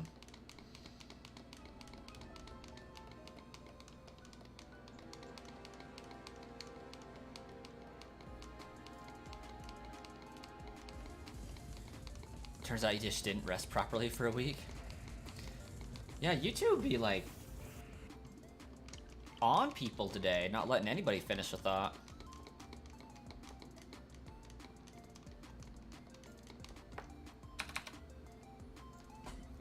That is true, Mr. Twirtles. Not a great idea.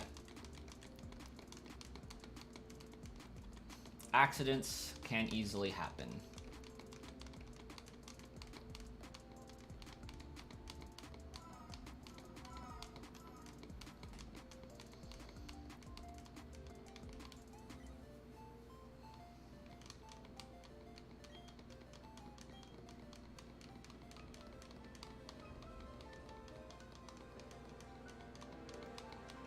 My favorite region concept? I'm going to have to say my favorite region concept is probably the Unova region.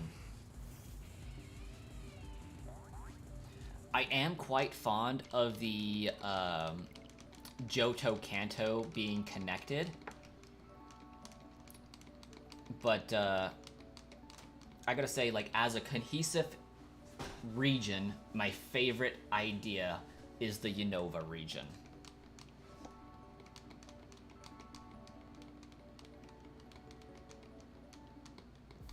That's pretty cool, King.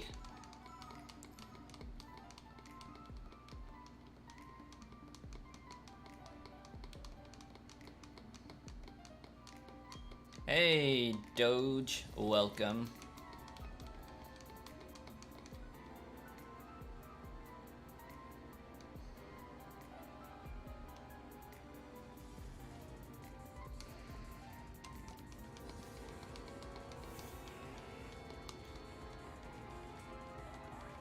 Oh yeah, Vehicle. I wish that they would do a DLC that featured the Kalos region, like allowed us to go there.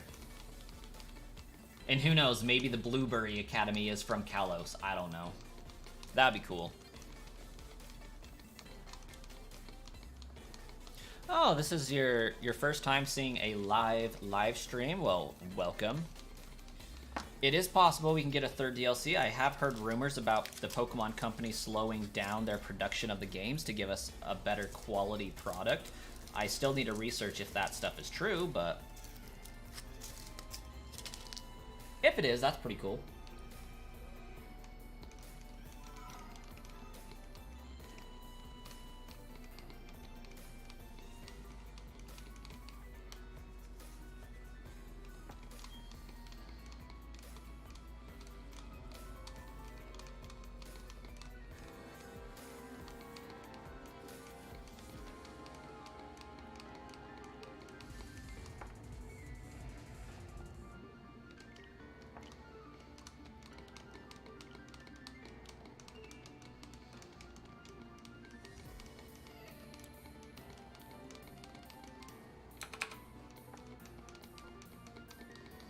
Can't wait to get destroyed by Incineroar fans.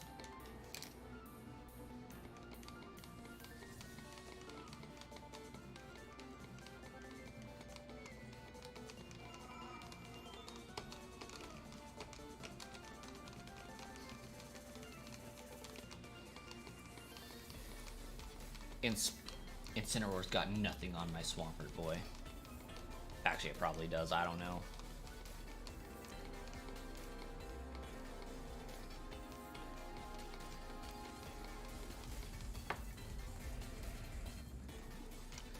Yeah, I just thought Kalos was pretty well done as far as the region.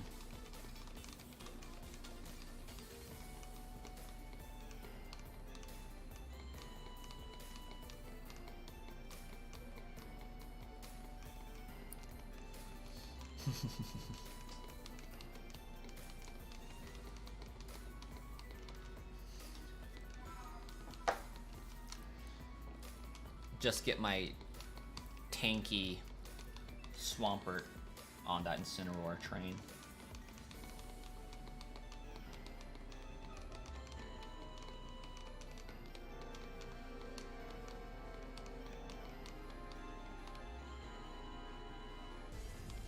You have not played the Kalos region? That's kind of sad. It's a great one.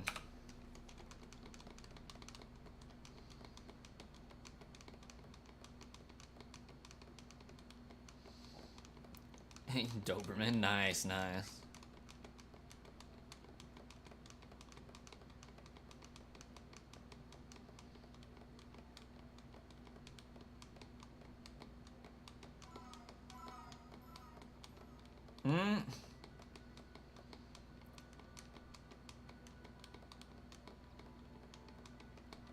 Sounds like a pretty good plan there, Dean.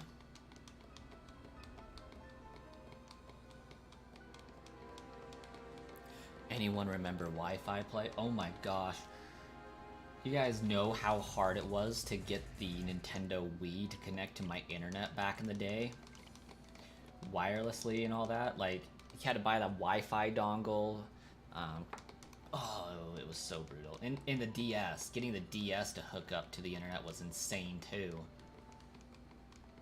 They did not like my internet password protocol and all that.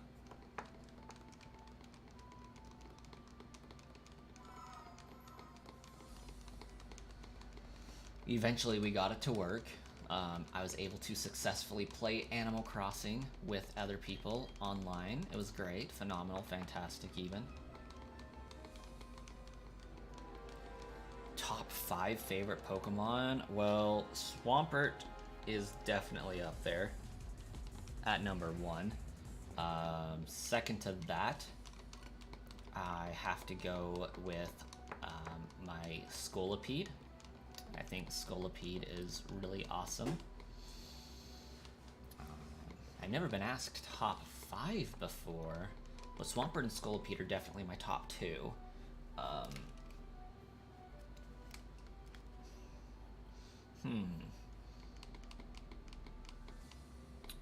Next to that, I would have to say Gengar's probably in my top 5.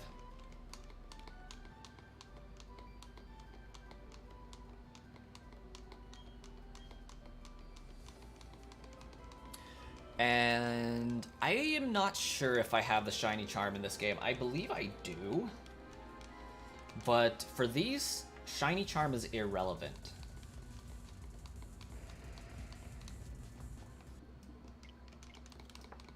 Shiny Charm does not help with static or otherwise legendary encounters.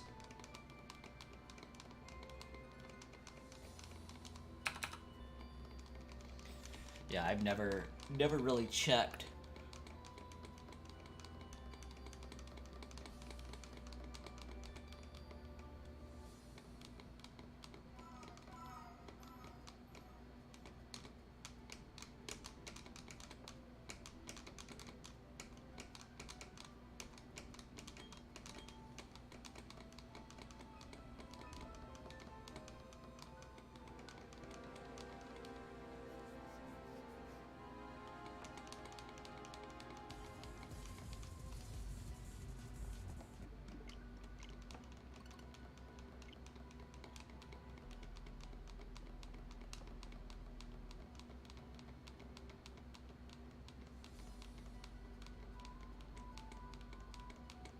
Mudkip got nothing on my boy Snivy. I mean, yes, Mudkip is definitely flawed in that it's, you know, that line has 4 times weakness to grass.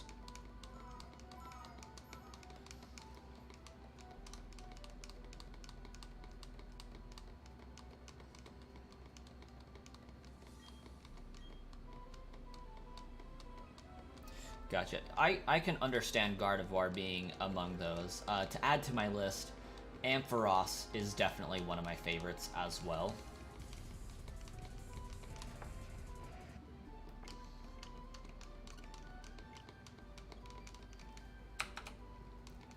And I think Annihilate deserves a spot on my top 5 list as well.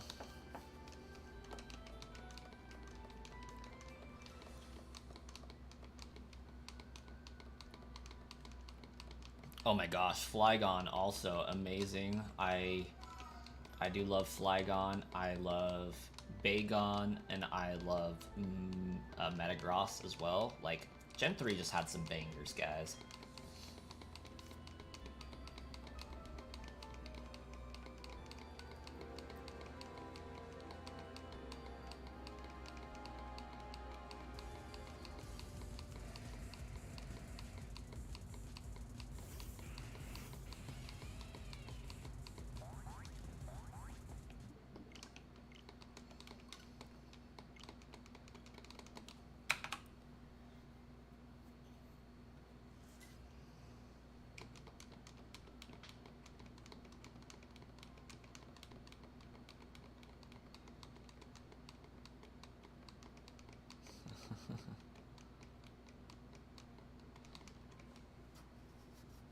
Yeah, pit bulls are kind of a double-edged sword. Like, they're really loving dogs. They're also really vicious too, if you, depending on how you train them.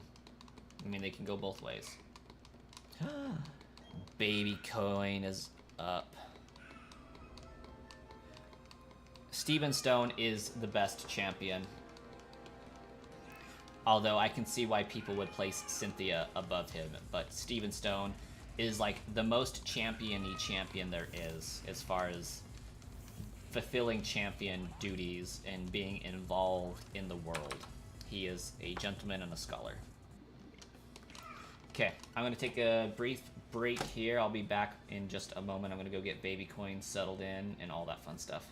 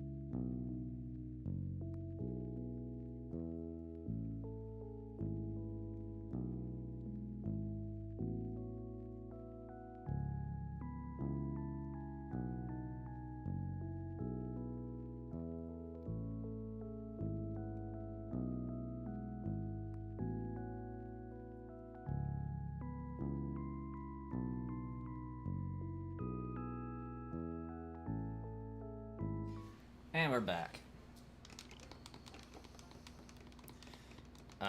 If by he you mean me, I do have Discord.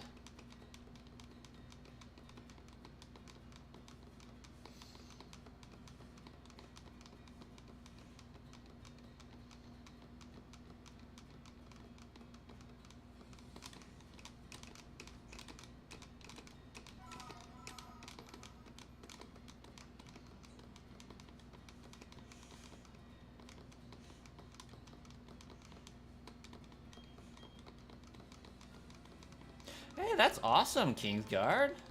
Hopefully that works out for you.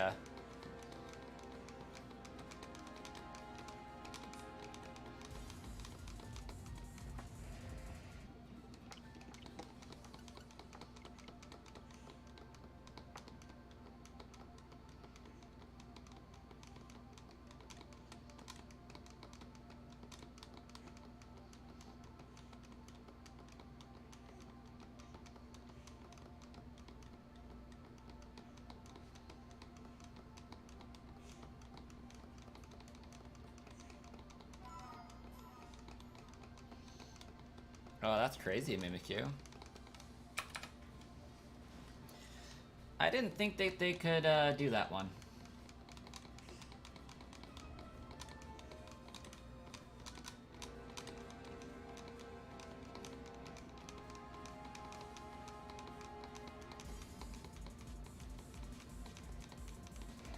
Still don't know the name of the book? I mean, at least it's wrote, right? That's awesome. I do not have the creative talent to write a book.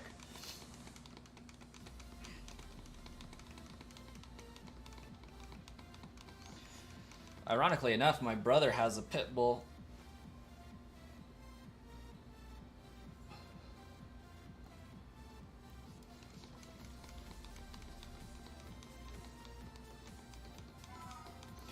And he is a spaz.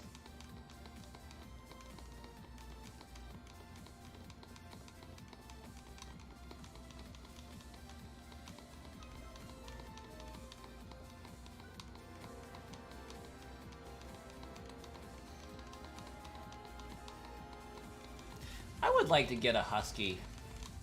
Growing up, I had a husky German Shepherd mix. Wonderful, wonderful dog. Best dog I've ever been around. But if I was to get a dog myself, I would get a husky. Nuzlocke, but you are on fire. Oh, huskies have so much energy. That's no joke. And, like, so much personality, too. I think last night's stream we were talking about huskies. And Poochiana in general, but, yeah, huskies are crazy.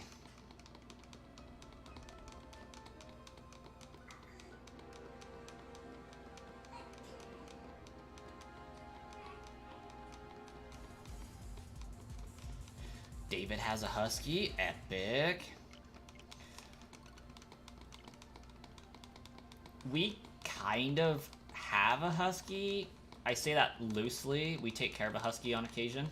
Very rare occasions, but my wife's sister, so I guess my sister-in-law, bought a husky with my mother-in-law, and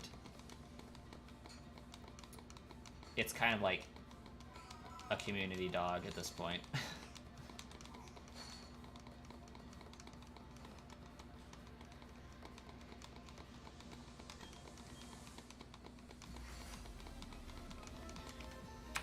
It's like, we definitely claim him.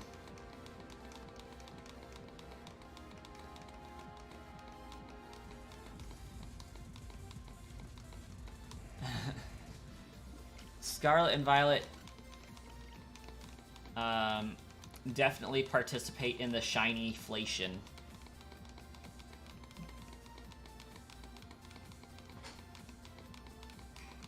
Oh yeah, Husky's very prone to zoomies.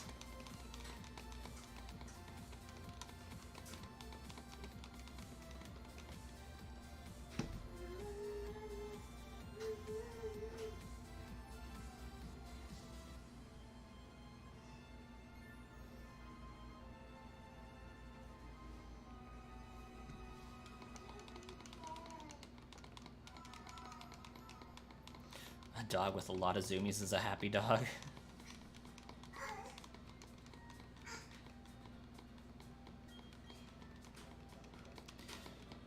Ooh, Siberian Huskies. So pretty. So pretty dogs.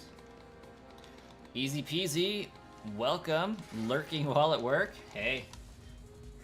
More power to you. That's awesome. We appreciate the view time for sure.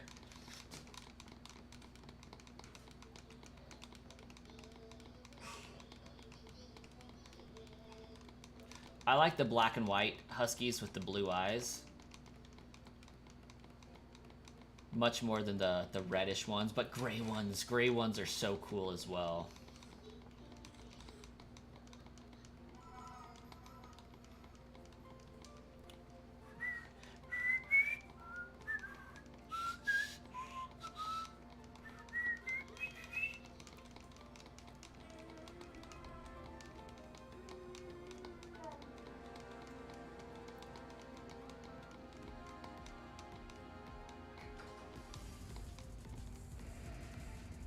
Nature nailed Huskies designs.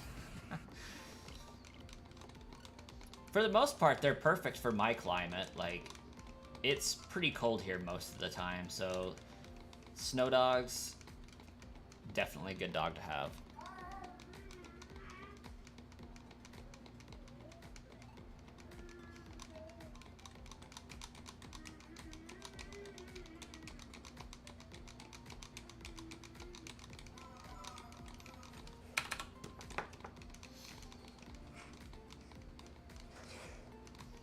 You could do a playthrough of Pokemon using only dogs as your team.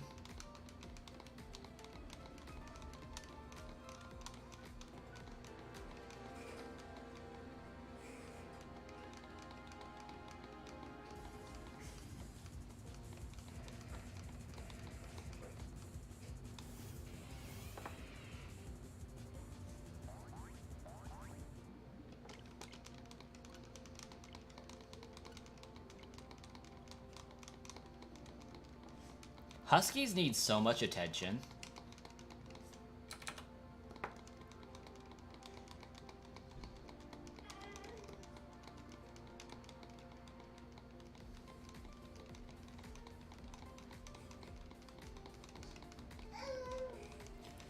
David, that sounds like the introduction to pretty much any Pokemon game.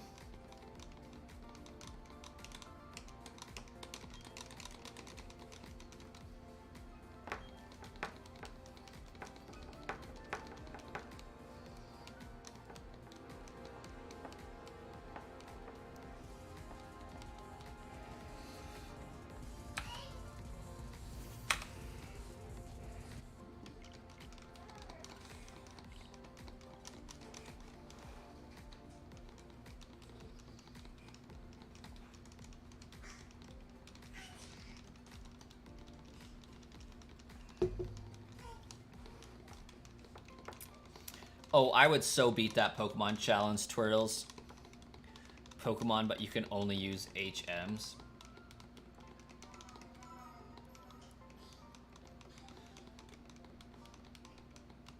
Because you all know that I'd be spamming my surf button as soon as I get it with Fraligator and Swampert.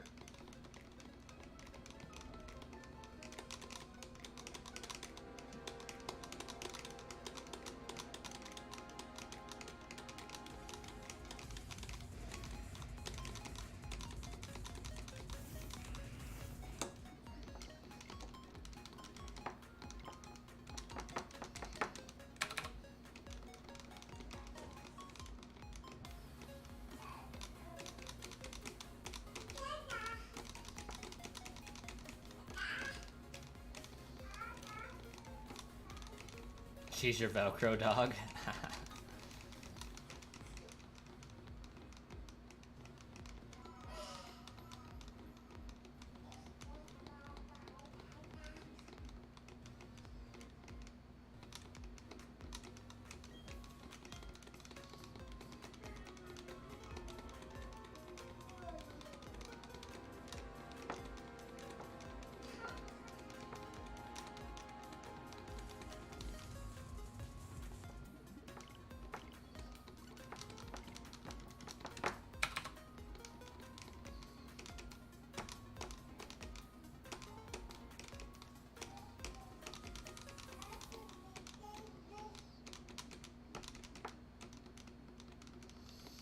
Oh, we're getting so close to 3,000.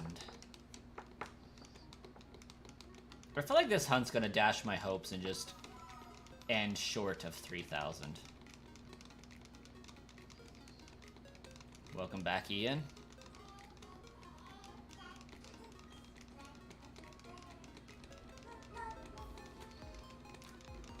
I mean, I feel like in the world of Pokemon, Pokemon are random assets. Especially random encounters, too.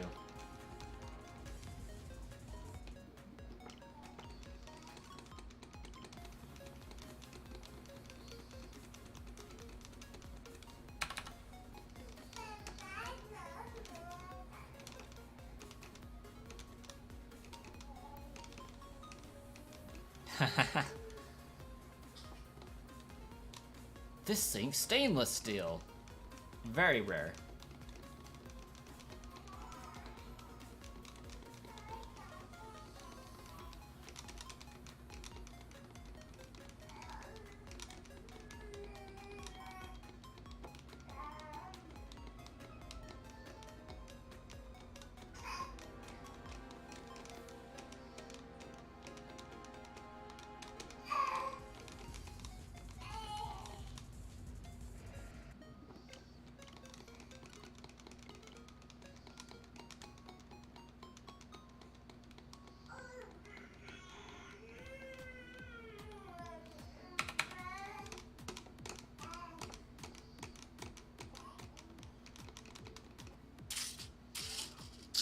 Sounds like a well-behaved dog.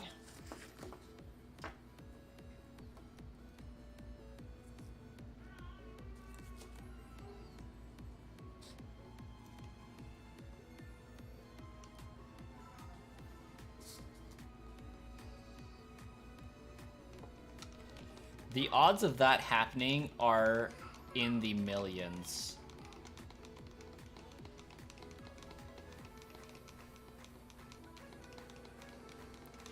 I mean, I will try not to catch a shiny without anybody, but right now, I don't have to worry about that much because the shiny's not happening very quickly.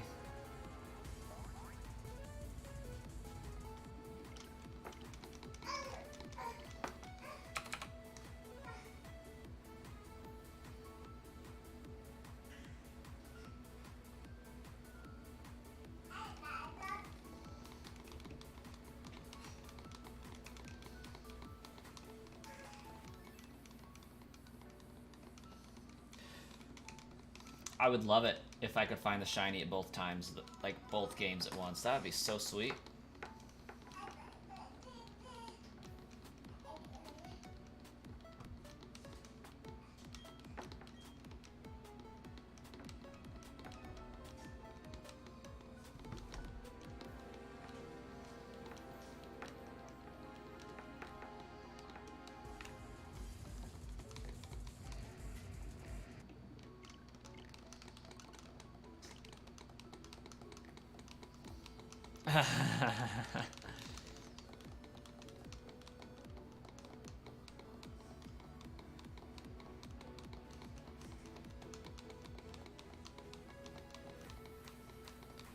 All right. Well, have fun with the dog walk, the doggy bathroom break.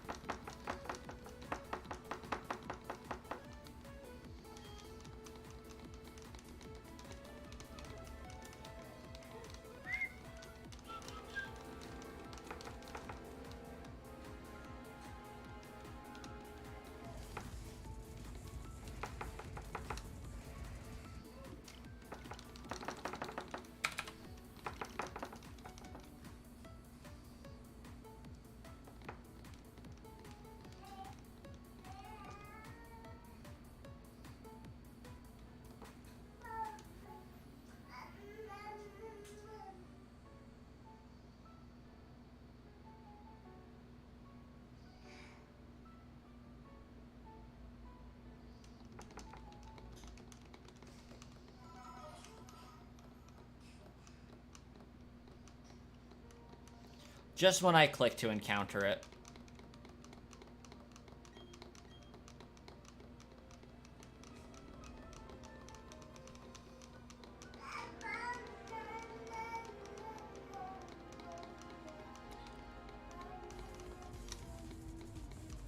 Dude, having an Oxalotl would be so fun.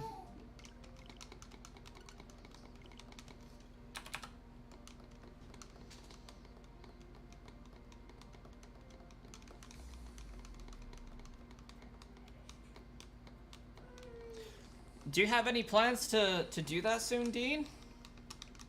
Or I guess D hit kill?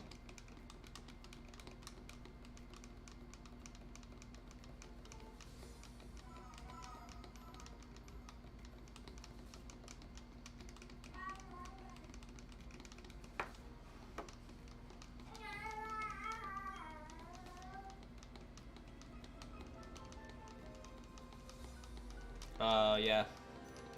And you were waiting for that until your family got moved, if I remember correctly.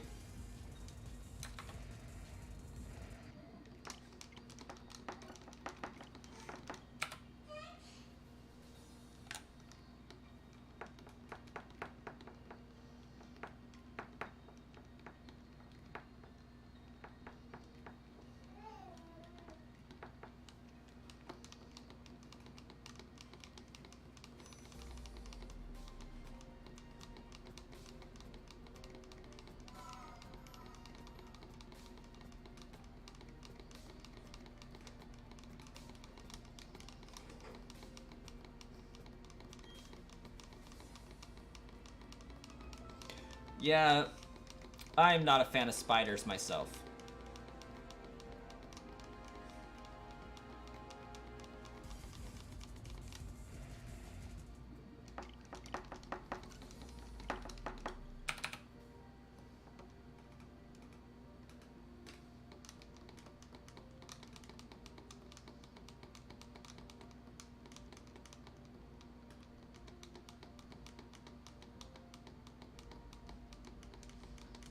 Except for when they bite me. Yeah. Spiders that bite, not cool. Not cool.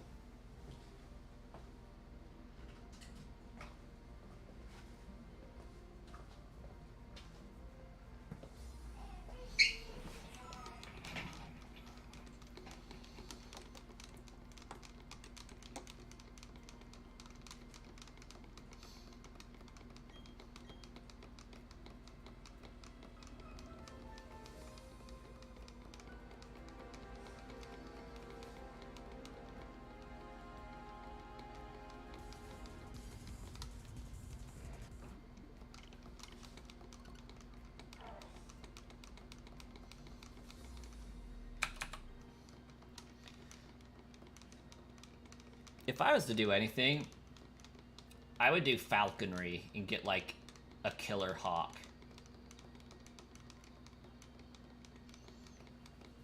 You know, anything outside of the dog or the cat owner thing.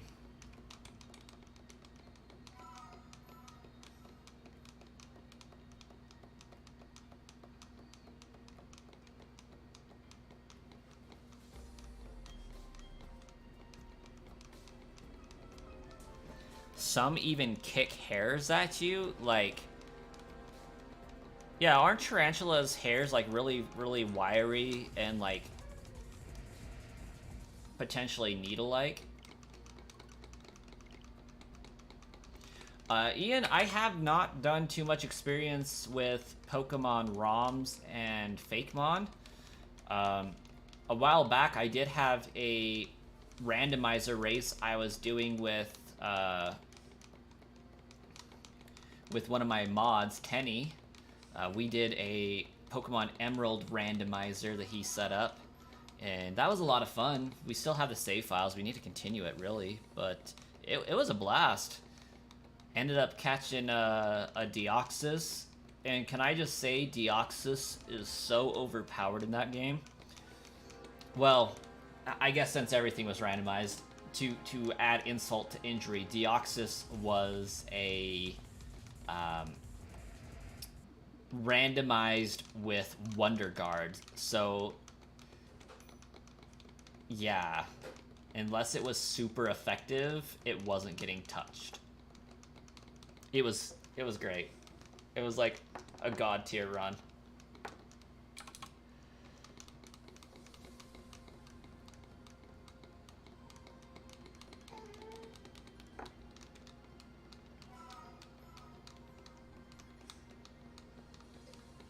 Oh yeah, that does not sound fun. D-hit kill.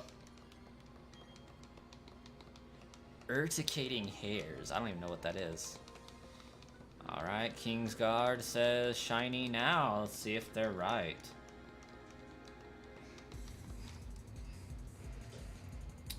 Unfortunately, not correct.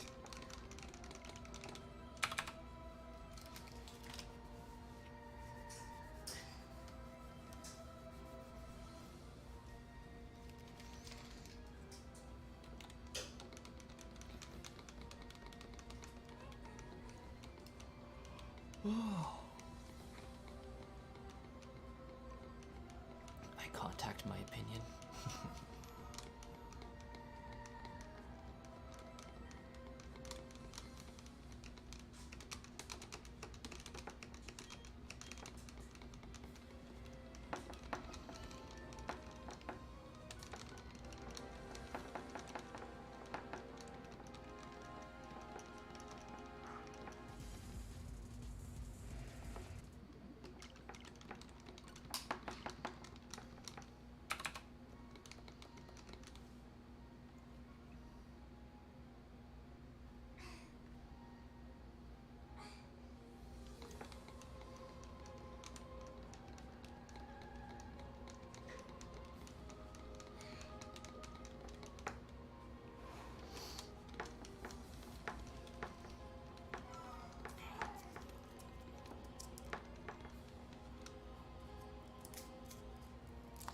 Welcome back.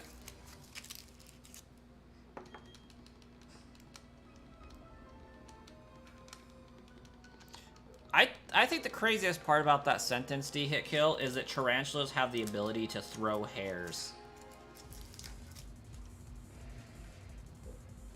Like, what in the evolutionary defense chain happened there to be able to be like, you know what, I'm just gonna kick my leg and throw some of my hairs at you.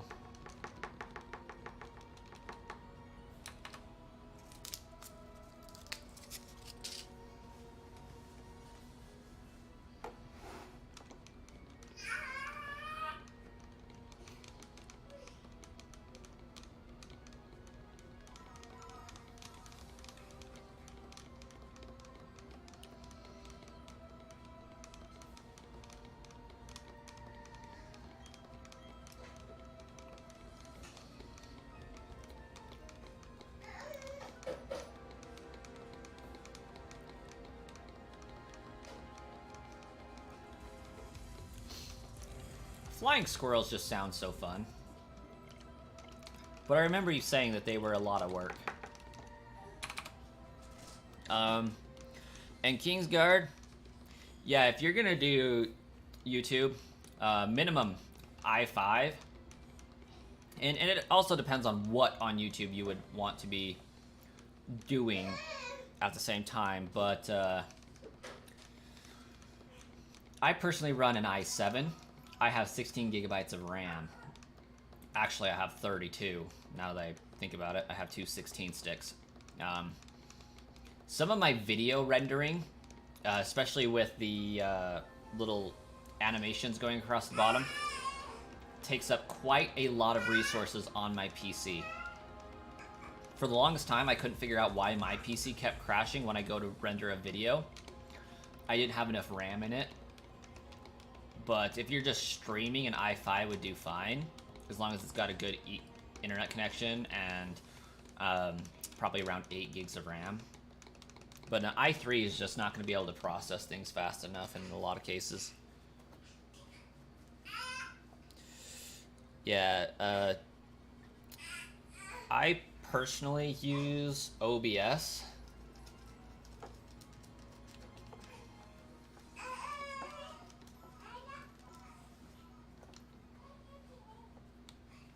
You have 8 gigs of RAM?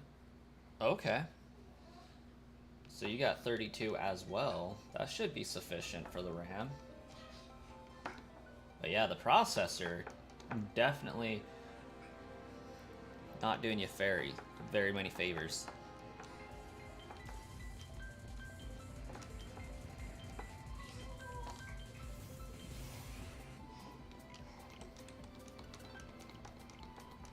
just the i3, yeah. That'll get you.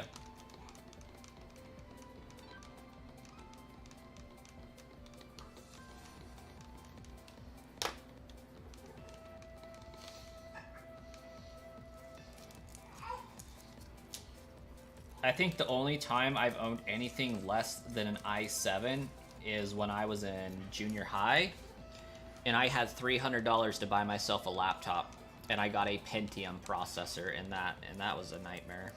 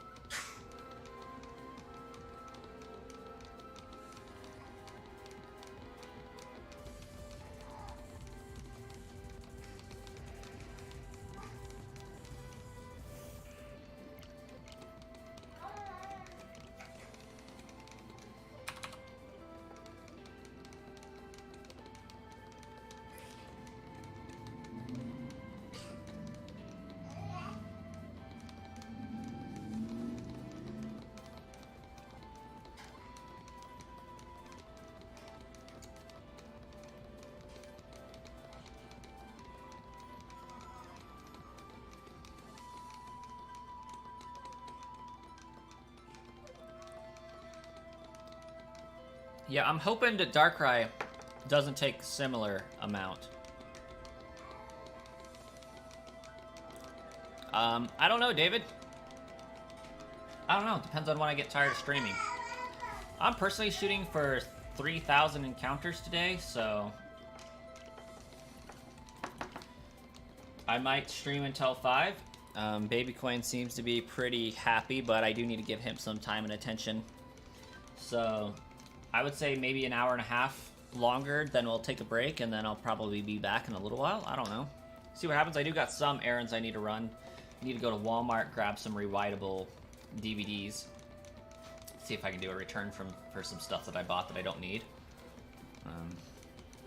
Yeah.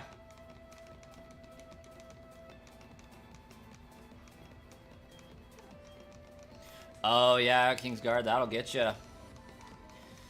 It is so expensive for a Windows license. Alright, D-Hit-Kill, you have a great one.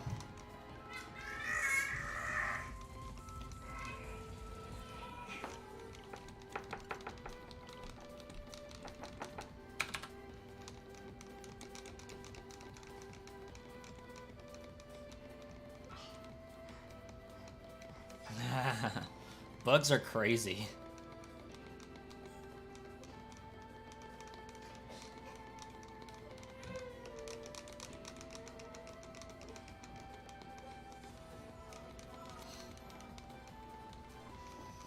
I think the worst part about the building the PC thing at Kingsguard is that because you went with an i3, like, you need an entirely new motherboard in order to support an i5 or i7. So, like, it's not just replacing the processor at this point. You also have to replace the board. And a lot of times you're going to lose your capabilities for RAM as well. Hey, congratulations, Aquatic. Found a shiny Tadbold. That's awesome.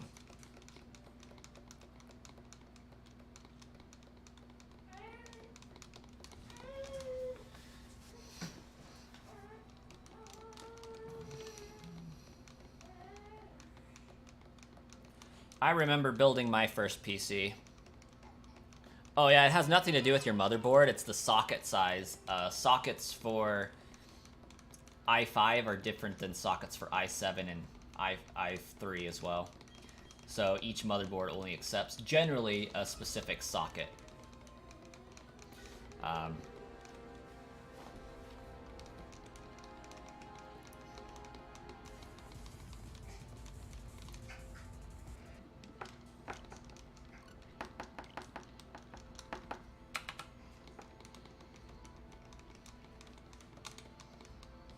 But I don't know, your motherboard may be special and can do both. Yeah. It's not outside the realm of possibilities. I mean, it's the only thing that I do in BDSP. I personally didn't like playing the game that much, so I'm just trying to get a shiny in BDSP and move on.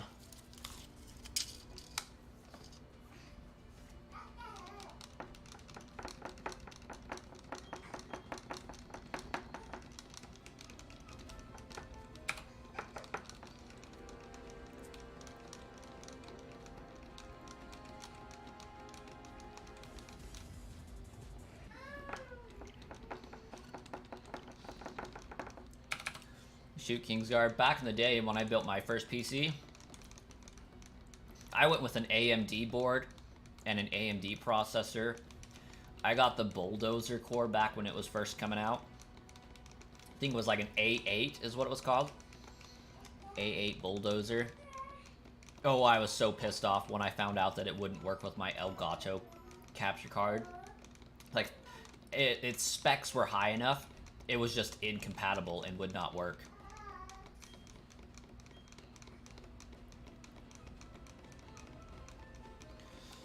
So that's why I have this PC. I had to build an entirely new one.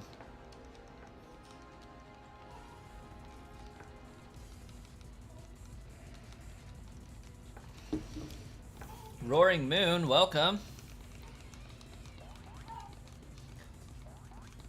You're shiny hunting Dialga? Oh my gosh, I eventually had to beat Dialga, finish the game, and then come back.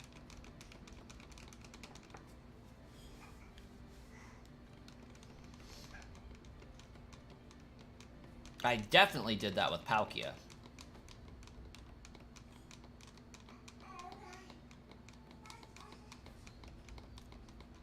Oh yeah. Yeah, if you defeat him, beating the Elite Four will reset him.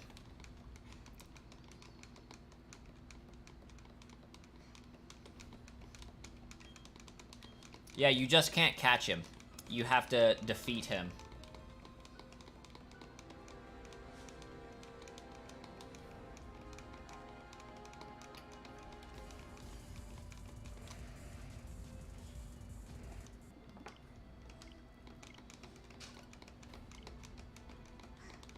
Oh, well, then I'll just do that. Yeah, there you go. Yeah, I had to do that myself. Definitely with Palkia.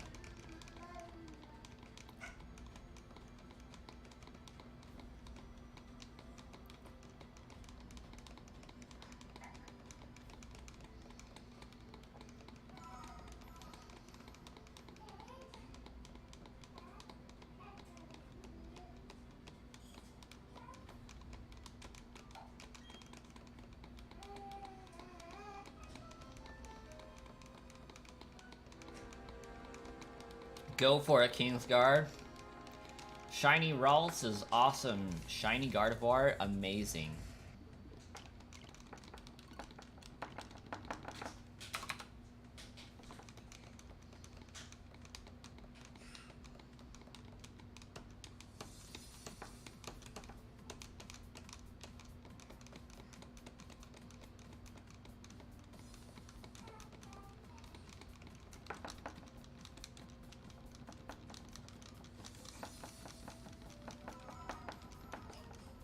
You already have 2 shiny Dialga? I mean, who doesn't want more? I mean, really.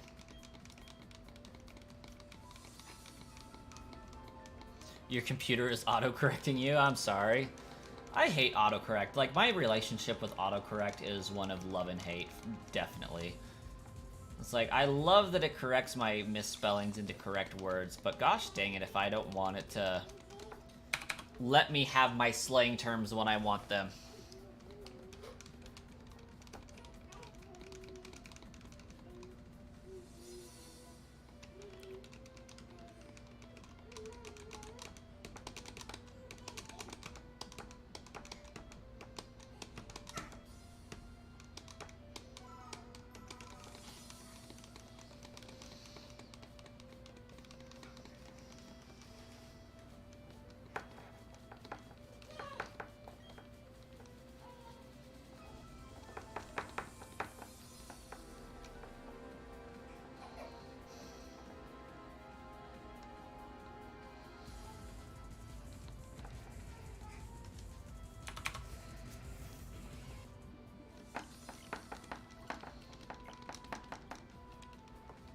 You just fixed it now. That's good. Get that autocorrect out of here.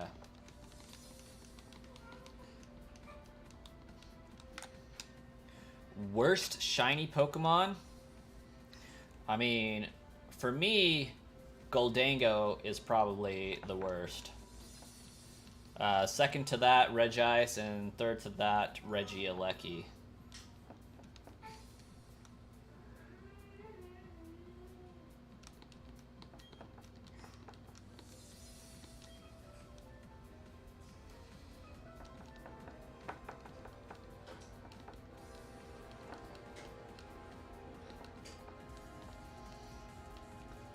Oh, are they really? That is crazy. I didn't even think the Switch could run that, but I mean, I guess the 360 did.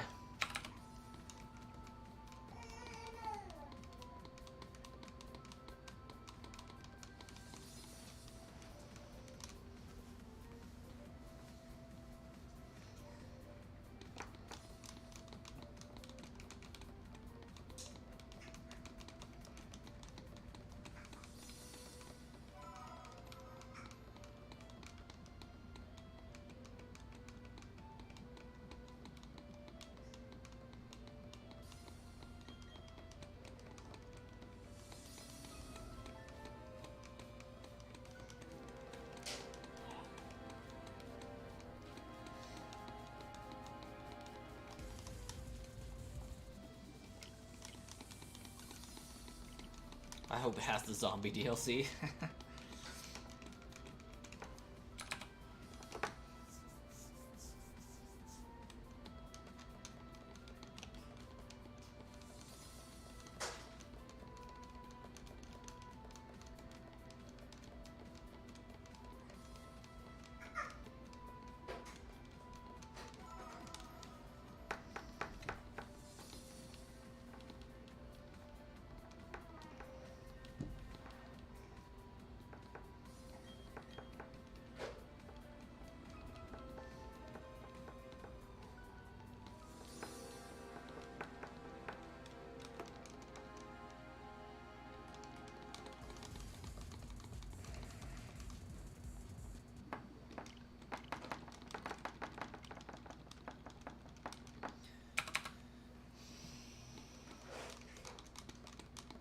Yeah, I think Volo wrecked me a time or two.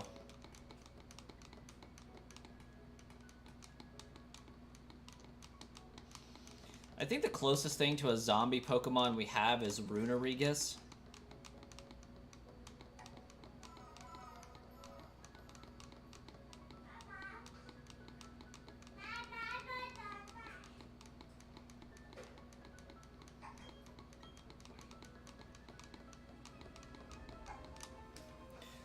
$50 on the Switch.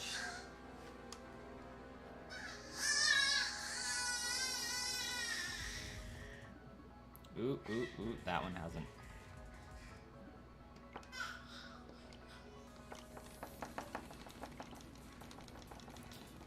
Hey, Mr. Turtles, you have a great day as well.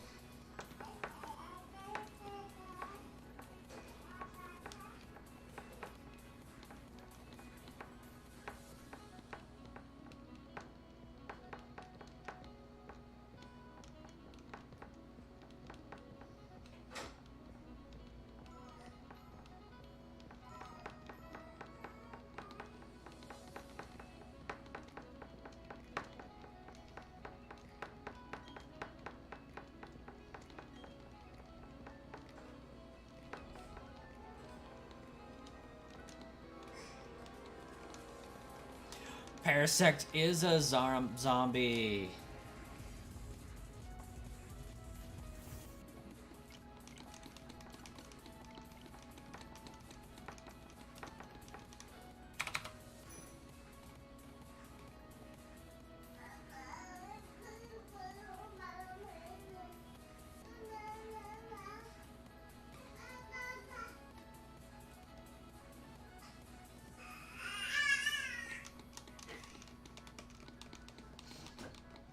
Possessed by a massive shroom.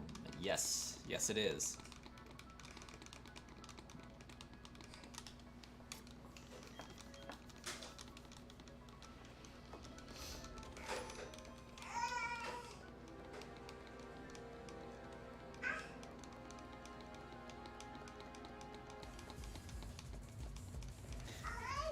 Oh yeah, my pleasure. Glad you were able to get a shiny Arceus.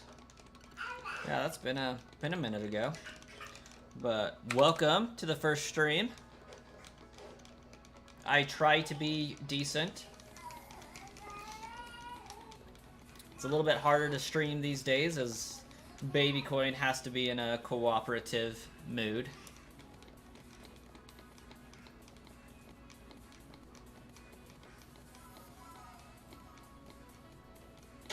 Yeah, so I do cover leaks and rumors on occasion throughout the channel.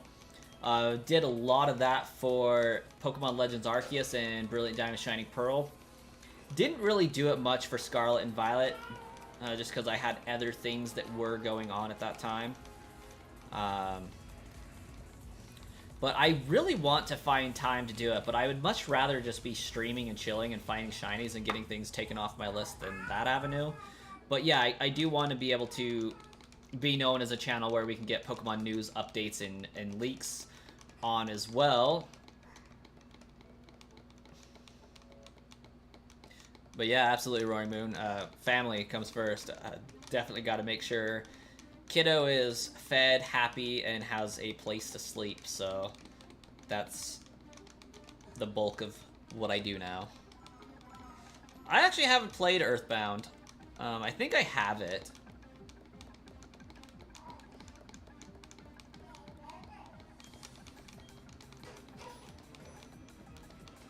I do have another goal to beat one of every game. Like, I want to beat a game from every franchise that has a Smash Bros. Character in it. So Earthbound is on my list to beat eventually.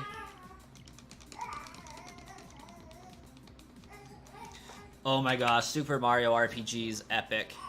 That one's a great one.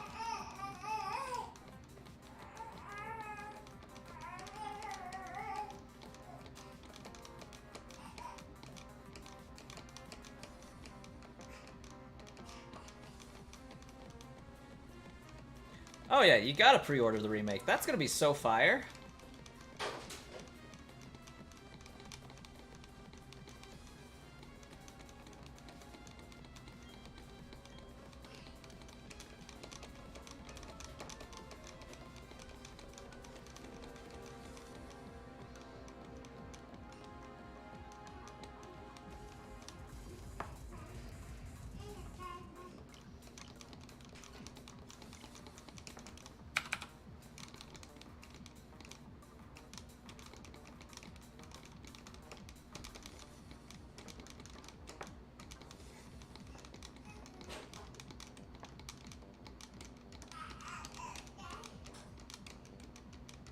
My thoughts on Lilligant, like, I don't have super strong opinions on Lilligant.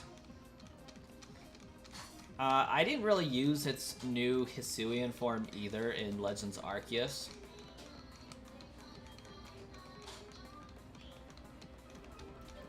I mean, it's pretty okay as far as Pokemon go. It wasn't my favorite grass type ever, but I don't think it sucks by any means.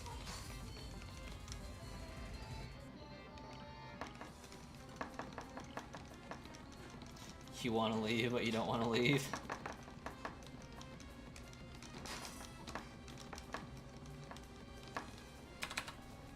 The shiny may be found. It may not be. It's kind of a gamble either way.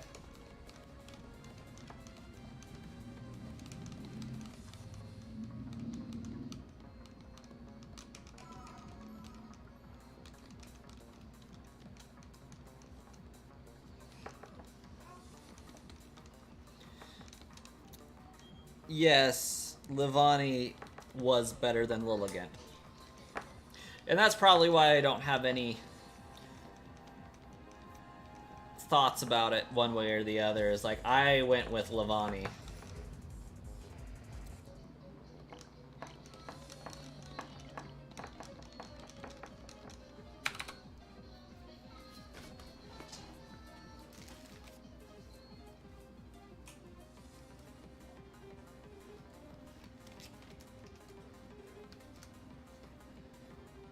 Oh, I got hair in my ear now.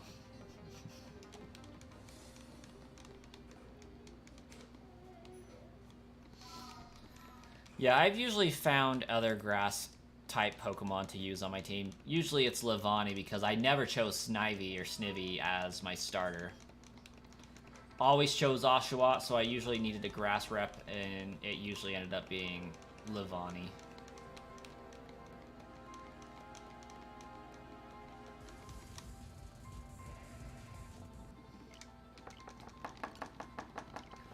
Well, David, the shiny odds definitely be testing me this time.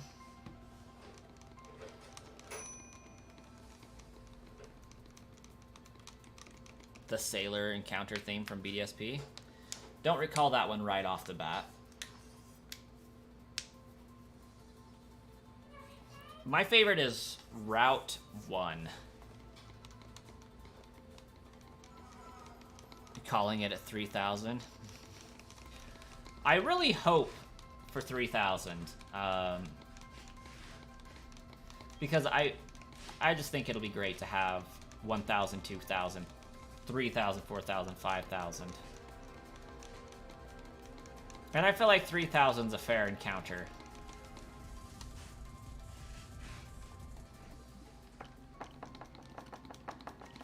But I do know several people that say that Shiny Darkrai has taken them 10,000 plus and 20,000 plus.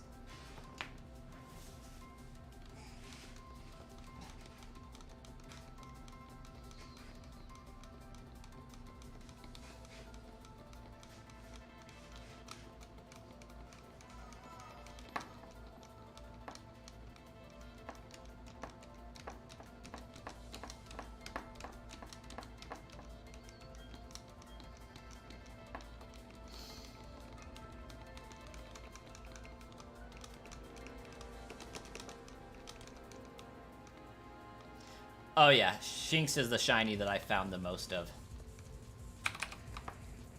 I got like 7 of it. Well, David, if you have to leave soon, no worries. Thanks for stopping by and hanging out with us.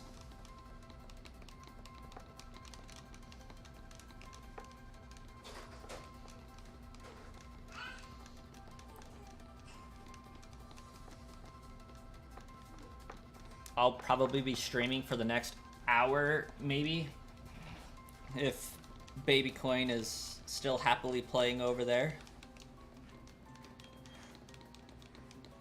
Just so that I can get to 3,000 encounters or find a shiny before then.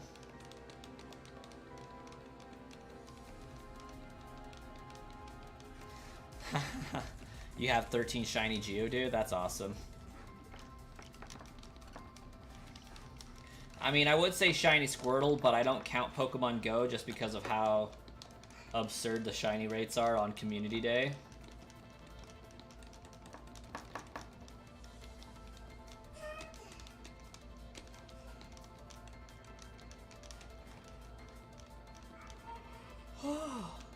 Yawning.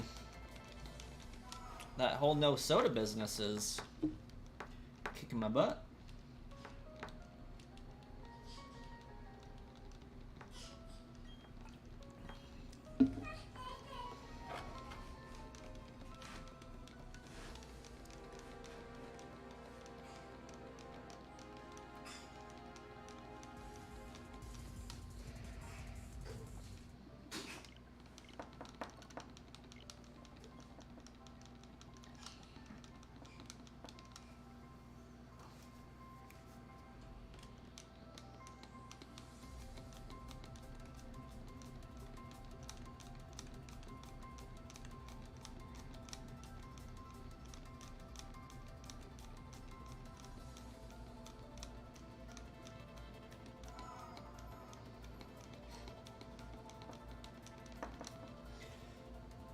Favorite evolution? That is definitely going to be Umbreon. Hands down, Umbreon.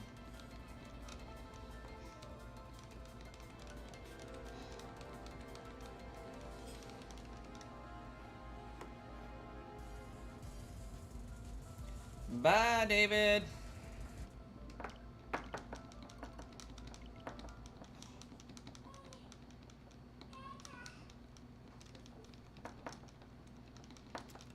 Soda X.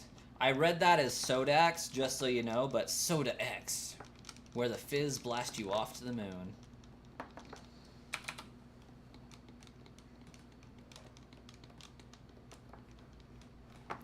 I am not an egg sandwich expert, unfortunately.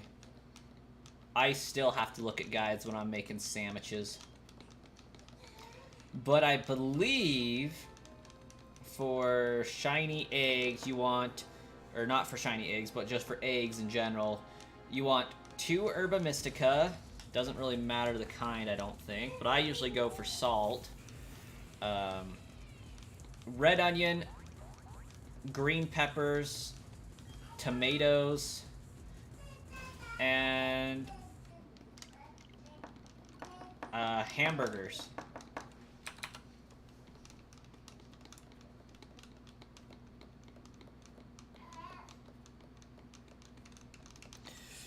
For me, I would say Umbreon, Sylveon, and Espeon. In that order. And that is more to do with personal preference and their shinies versus anything else. Like, I love Pokemon Coliseum, and so the fact that we get to play through that game with an Umbreon and an Espeon is, like, amazing to me. Umbreon is a defensive tank. Espeon is a glass cannon in that game, so they work really well together. And I would say those two are my 2 favorite evolutions. But the shiny for Espeon is just terrible, in my opinion. But the shiny for Sylveon is amazing.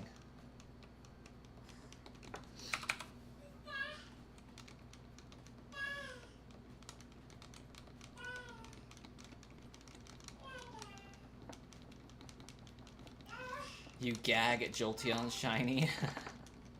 I just hate how they made Espeon green, of all things.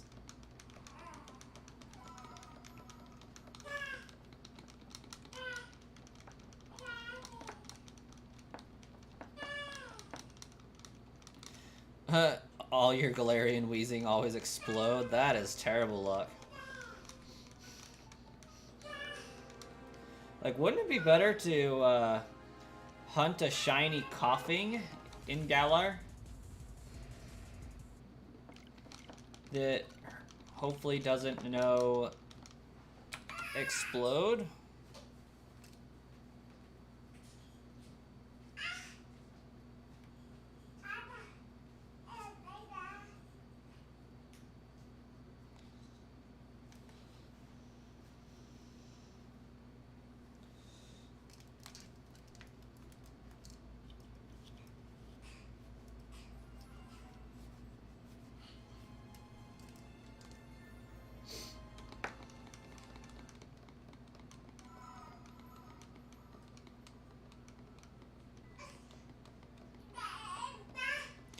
Kirby series is alright. I enjoy Kirby.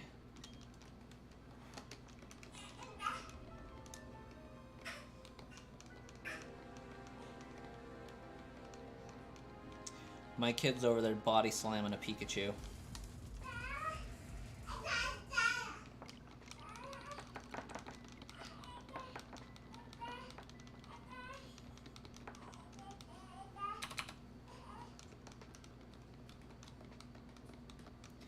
Kirby Air Ride is the best game on the GameCube.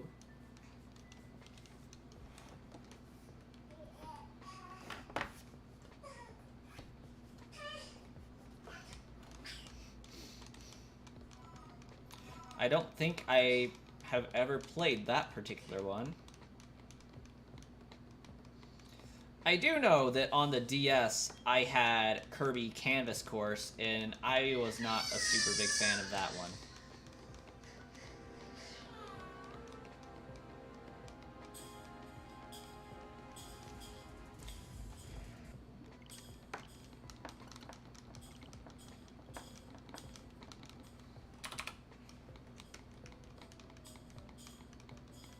At least I think it was Kirby's Canvas Course. I just remember I had to draw a lot of lines to get to where I needed to go, and I always ran out of ink before I got there, and it just like, infuriated me.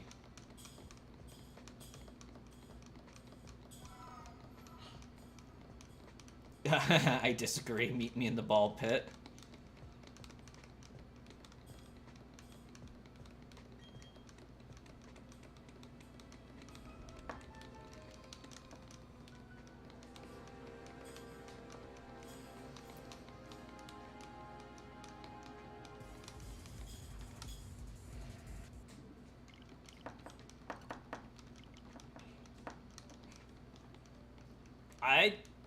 No, there is not a daycare in SV that I'm aware of.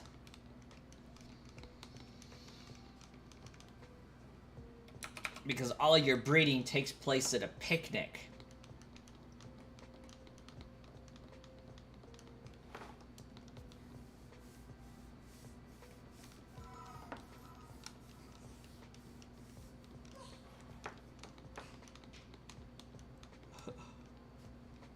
Sword shield it is, then.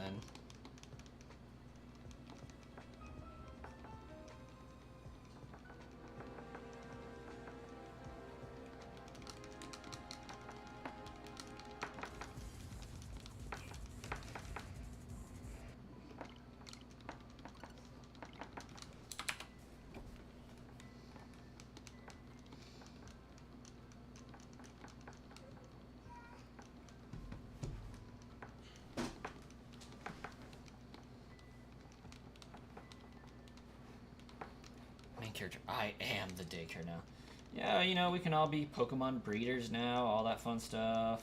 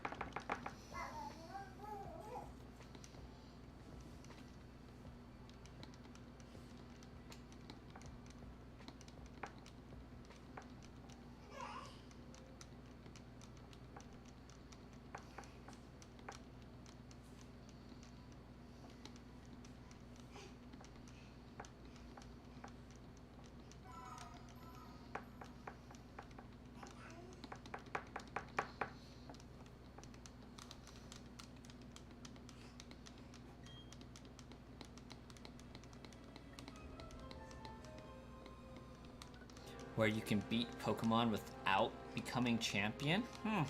Interesting.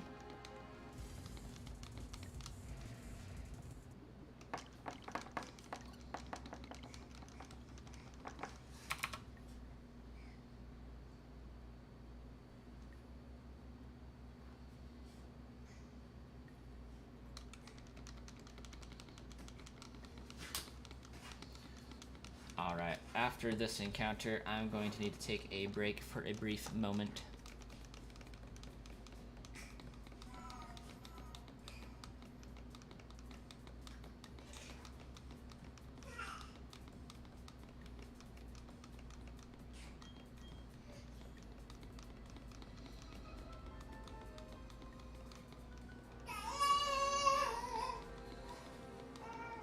Well, that goes to show, Mimikyu fan. I mean, those are... They are easier to find. Okay, I'll be right back in a few minutes.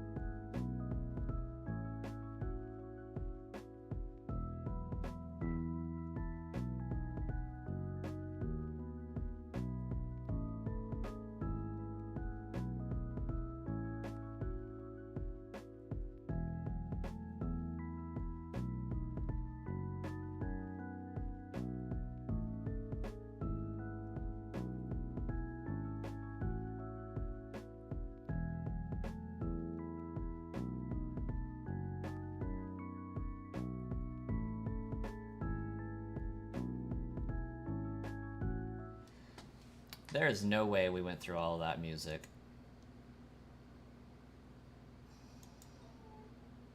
But maybe we did.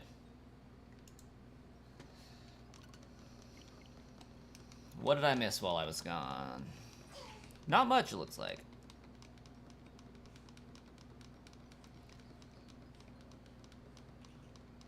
Time to watch One Piece, I'll be back. One Piece is awesome from what I hear. I've never even started One Piece, so I'm behind everybody on that one.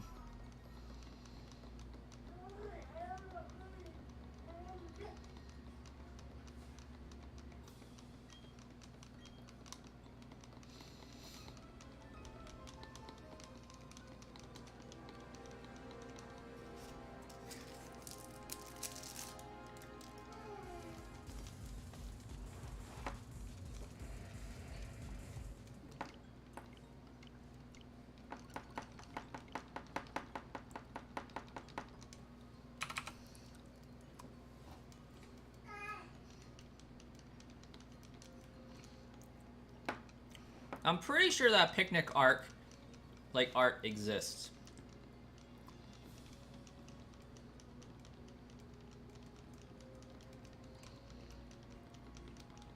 I don't watch One Piece either, but that's mostly because I just never started. Not due to desire or anything. I'm still trying to get up the gumption to finish watching Fairy Tail.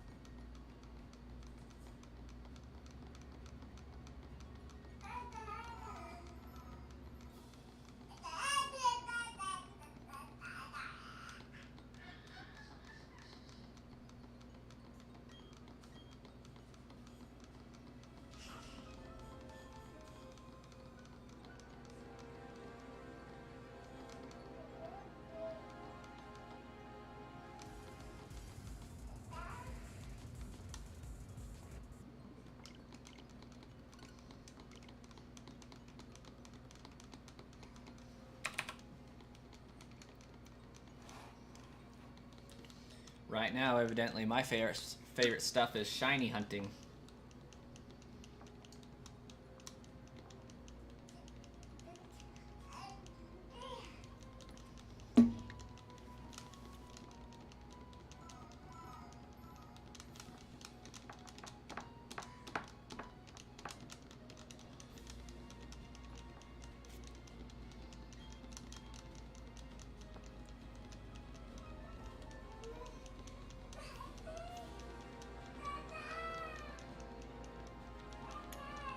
One Piece D&D, that sounds crazy.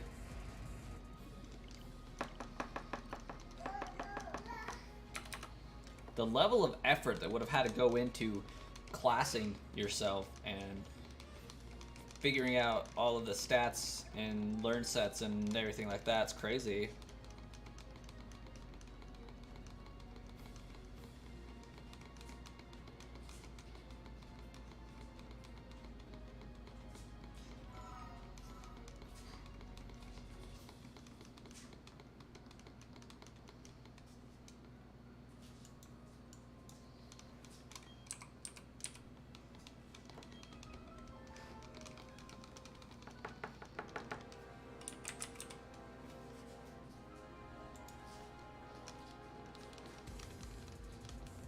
Tried to be a captain, but your friend just wanted to kill people.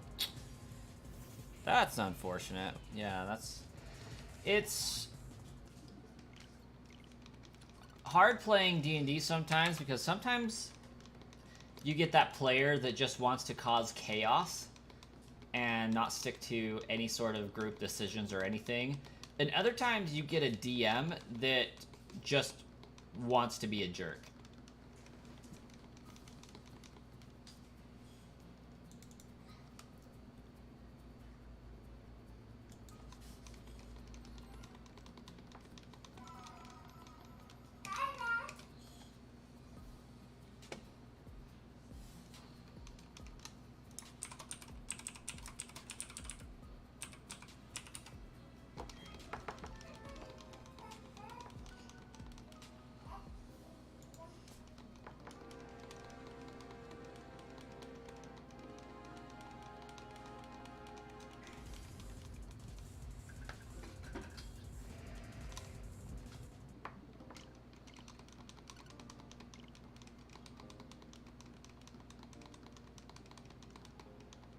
I say good loosely.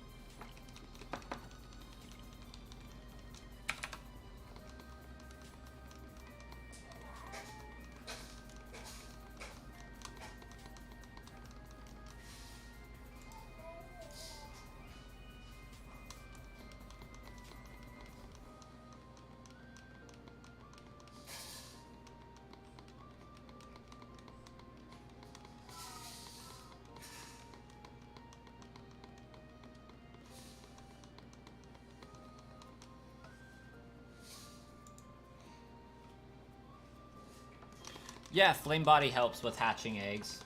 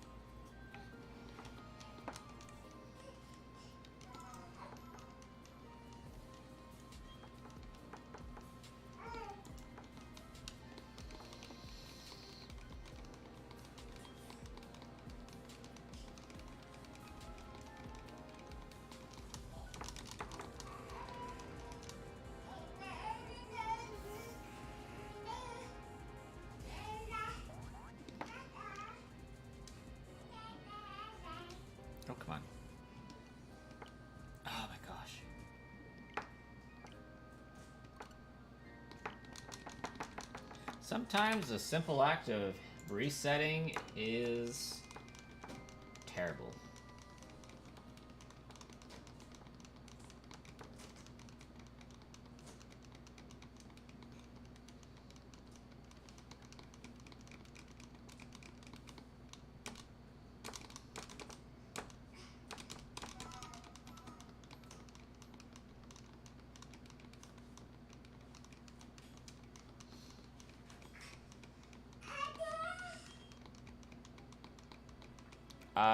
Don't know, David.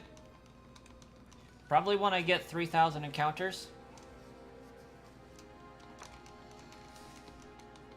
Definitely it will end by 5 p.m., that's for sure.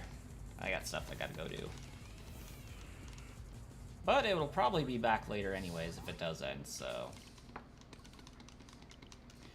I'll probably only go be out and about for about an hour.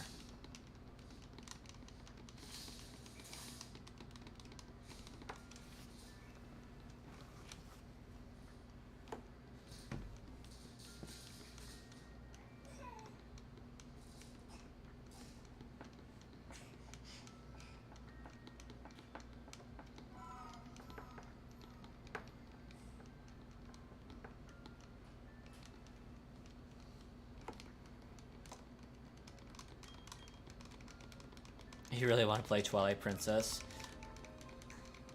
I would go for the Wii U version just because, like, that I like that version a lot better. However, the Wii version would be cheaper, I imagine, and less prone to issues. You don't have to worry about your Wii spontaneously, like, not working because the gamepad decides to be crap.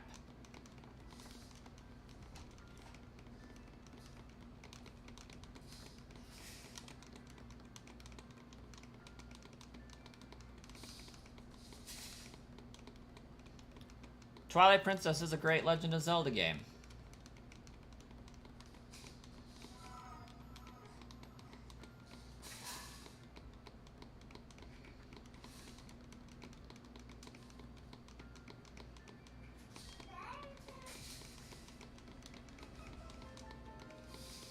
Especially when you have people like, I think his name is Professor Rob or something like that. Maybe I got the wrong name, but Professor something, YouTube channel where they're buying like 16 GameCubes and who knows how many Nintendo Wiis. Not judging, because like I kind of want to do that shiny setup, like not gonna lie. I think that would be insanely fun to be able to do, but...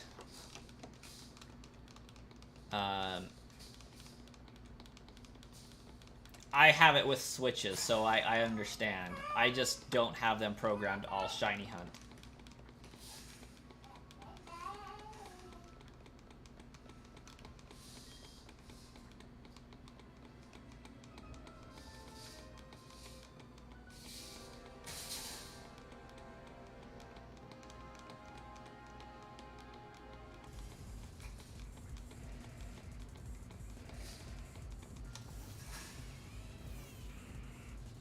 Oh my gosh, Minish Cap is so amazing. My favorite Zelda games are Majora's Mask, Minish Cap, and Skyward Sword.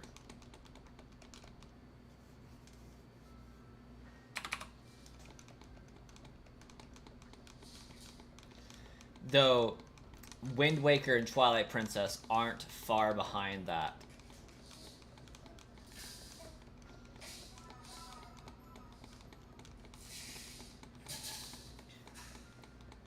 Unfortunately, Breath of the Wild and Tears of the Kingdom just don't capture that same Zelda vibe for me. I mean, they're obviously Zelda vibe, and it just doesn't have the nostalgia, doesn't have the wonder.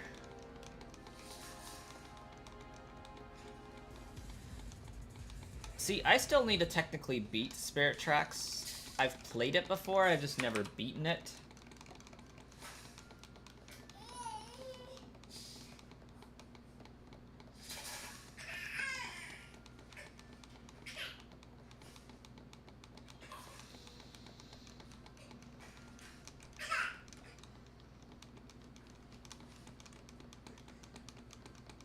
I think we're gonna have to go and pick up a a baby coin here in a minute.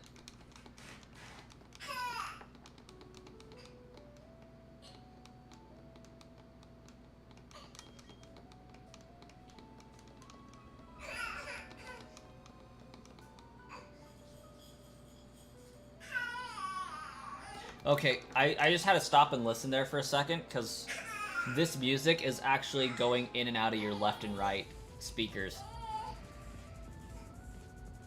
Not both at the same time. Okay. Come here. I will rescue you. Oh, yes.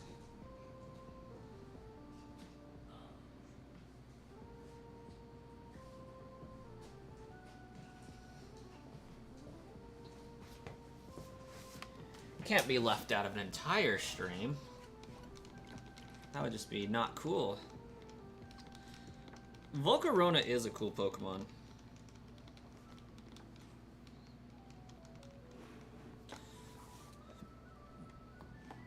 Just not Navi's Hey Listen. Oh my gosh, yes. That gets so annoying so fast.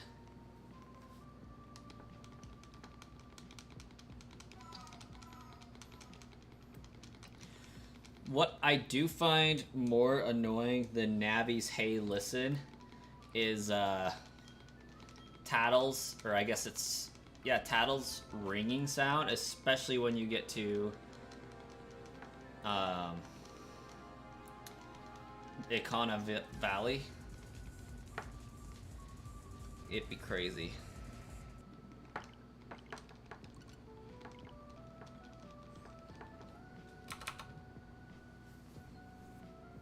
You be back. Welcome back.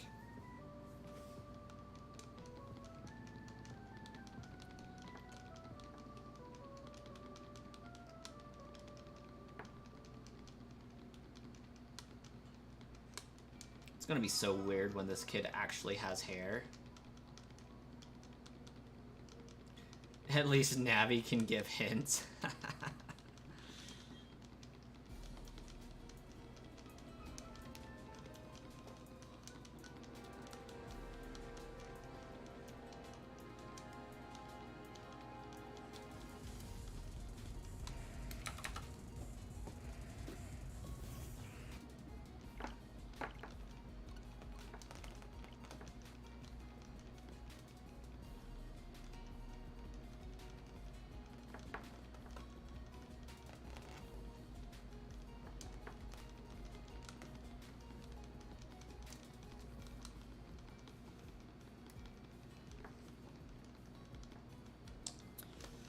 I have one of every Nintendo console presently.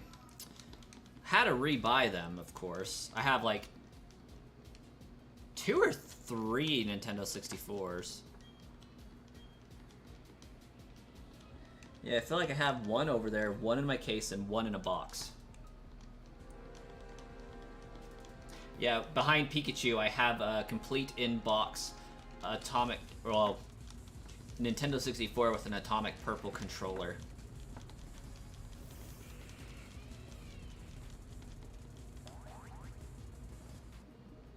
Wind Waker's a great game.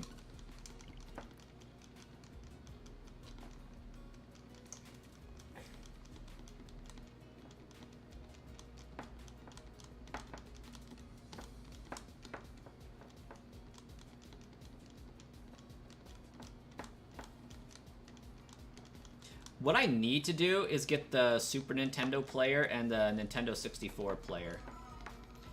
I just learned that the Nintendo 64 can play Game Boy Advance games, and it's blowing my mind. Is this Sonic? I don't know. Let's find out. I feel like this is black and white. Yeah, this is Relic Castle.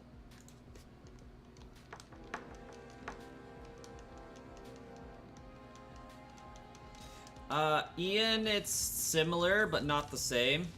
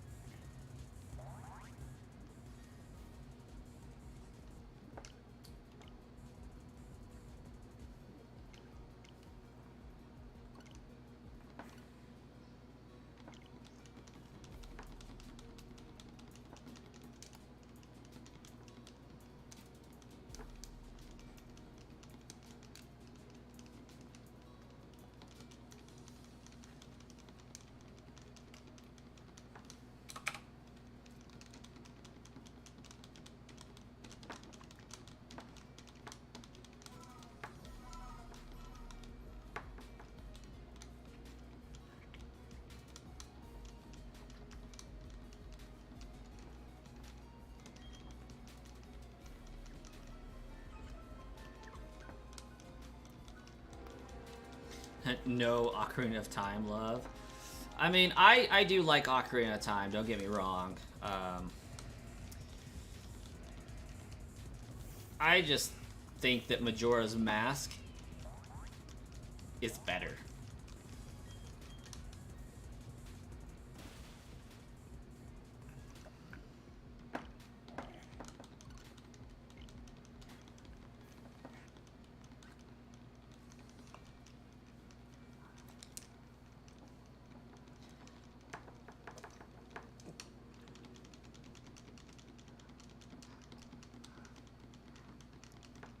Truly is one of the best of all time.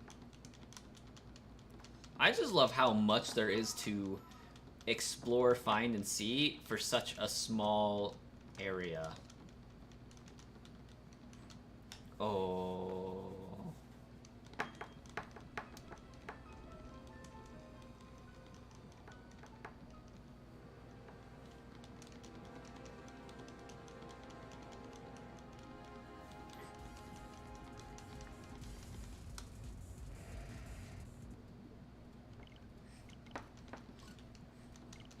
Dang, that's a big ranch. 384 acres, that's crazy.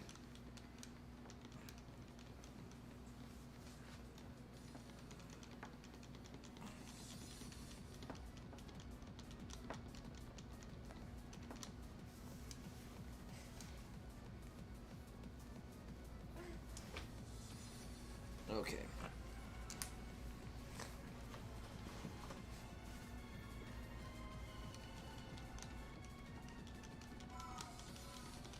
You don't know how he pays for it.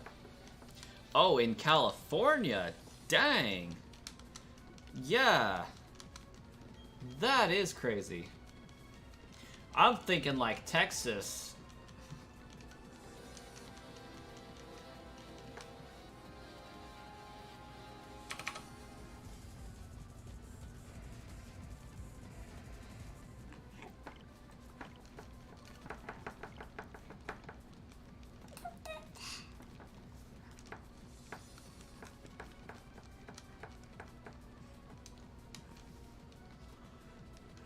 Yeah, I couldn't imagine how it's being paid for either. I certainly could never afford it.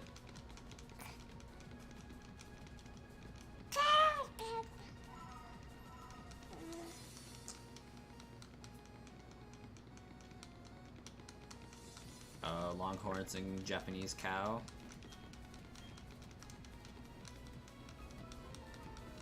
Selling that Wagyu steak.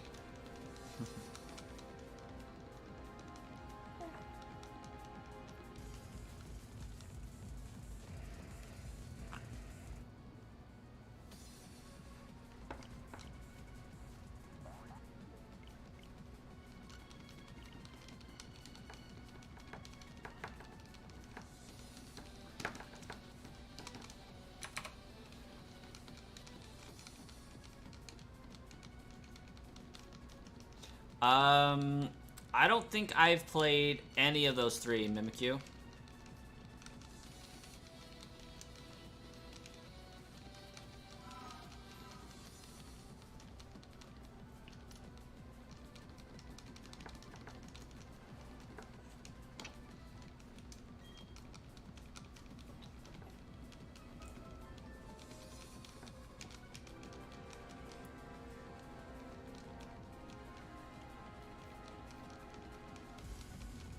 He says the meat is really good. I would hope so.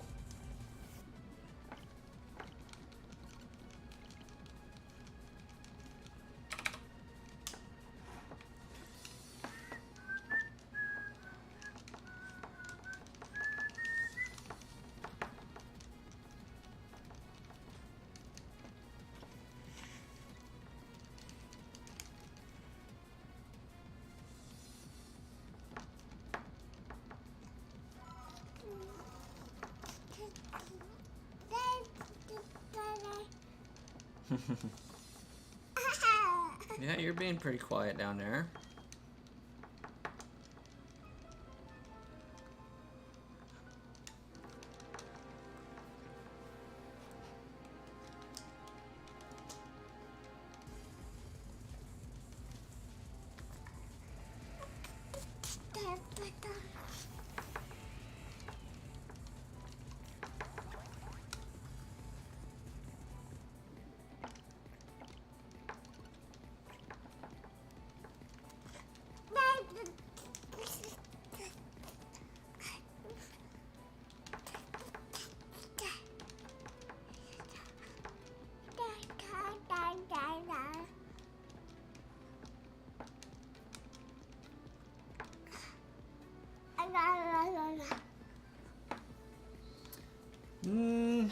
don't think so, Ian. Like, I feel like Buffalant's a different enough Pokemon to warrant its own thing. Like, being from a state that has a lot of buffalo, I think it's important to keep a buffalo Pokemon and a bull Pokemon. There could be more cow representation, though, to be honest, but I guess we got 2. Hey, you're welcome, Sleepy Olkin. Glad you were able to get a Deoxys. The bots have been acting up for that one, but people say they're not working, but every time I look at them, they're trading out fine, but I don't know what's going on there. But glad you could get one.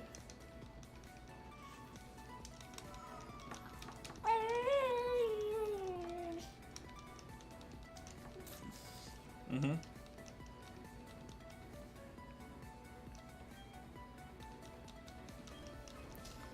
Let's forget Miltank.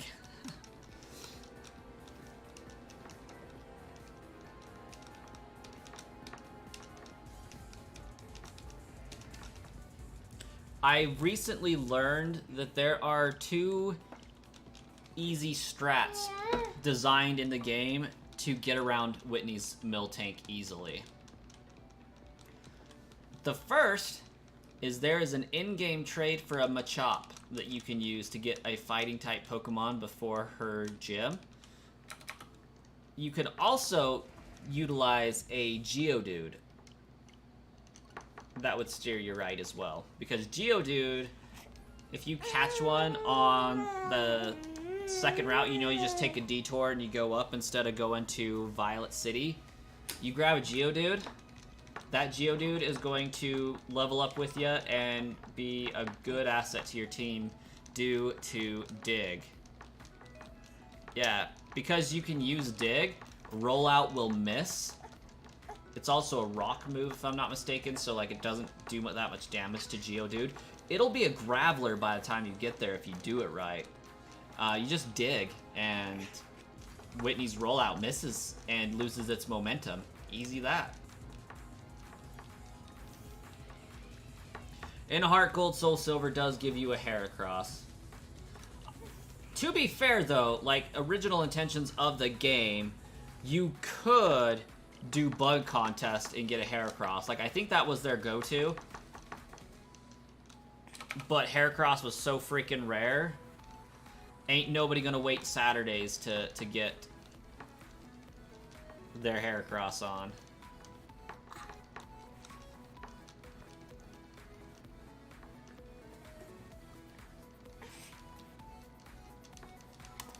Mimikyu fan, I think Chrono Trigger specifically because they remastered it on the Switch. No? Like, Chrono Trigger, like, came out last year, didn't it? I feel like I remember pre-ordering it. David, not much. Still just spamming away that A button. Resetting, spamming it some more.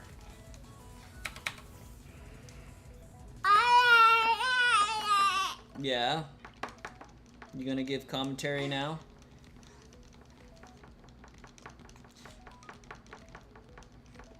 Yeah, Chrono Trigger I've heard a lot about.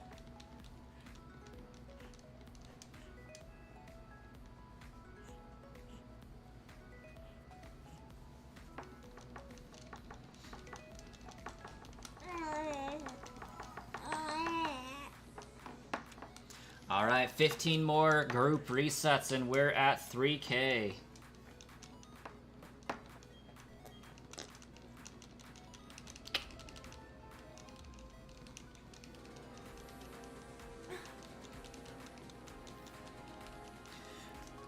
Bruno not having Steelix makes sense to me. Like, Bruno is an Elite Four member that doesn't really have a typing. Like, half of his team is rock, the other half is fighting. Like, why Bruno has a Onyx on his team to begin with blows my mind, because, like, he has a Machamp, a Hitmonchan, and a Hitmonlee, if I remember correctly. And a Poliwrath. So, like, why the frick is there a random Onyx on his team? I don't understand.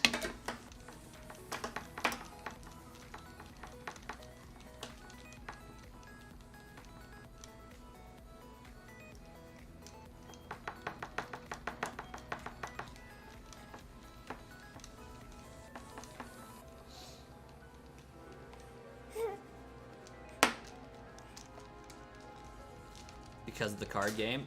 Possibly. I mean, it did combine ground and fighting into the same type.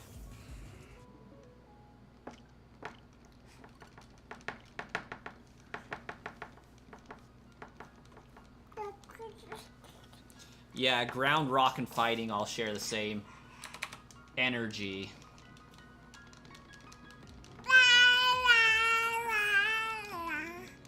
Yeah. Which I always thought was weird. Alright. Mimikyu fan, you have a good dinner. We will likely be done when you get back. But we'll be back later, probably.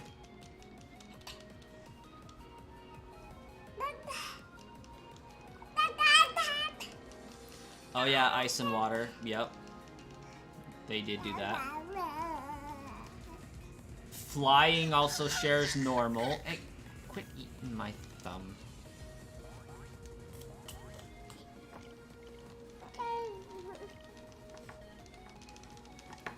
And I think grass and bugs share the same. And poison shares with psychic, I think.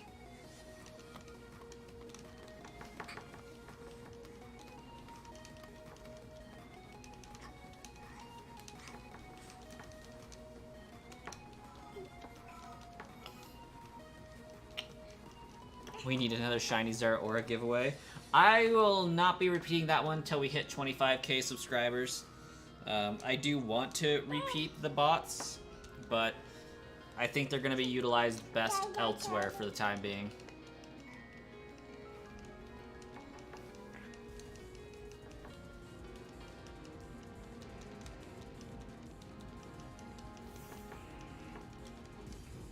So yeah. Easy way to get the channel to redo some of the giveaways we've done in the past is share it with your friends and get everybody to subscribe to us so we can grow faster. Current trajectory, we're looking at getting 25k sometime around May, if I remember correctly. But hey, we're gonna hit the 20k before the end of the year, so that's cool.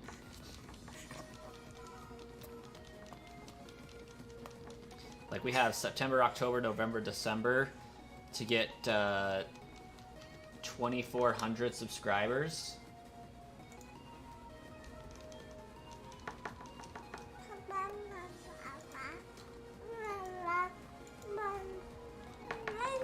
I mean, really, 2,300 to get that, so we're 7,300 away from starting to repeat giveaways. That's really not that much. Compared to the, you know, the channel growth as a whole, so.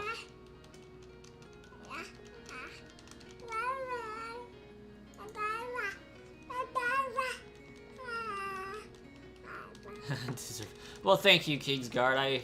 I hope that we will receive it soon. I want to hit 100,000, and if I don't grow anymore after that, I would be perfectly content. I want the YouTube plaque is basically what I'm after.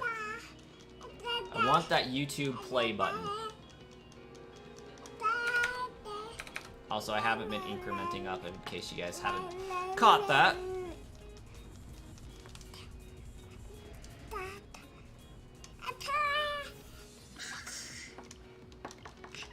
But yeah, we're growing at about 1,000 subscribers a month lately, so we should be able to hit it within 7-ish months.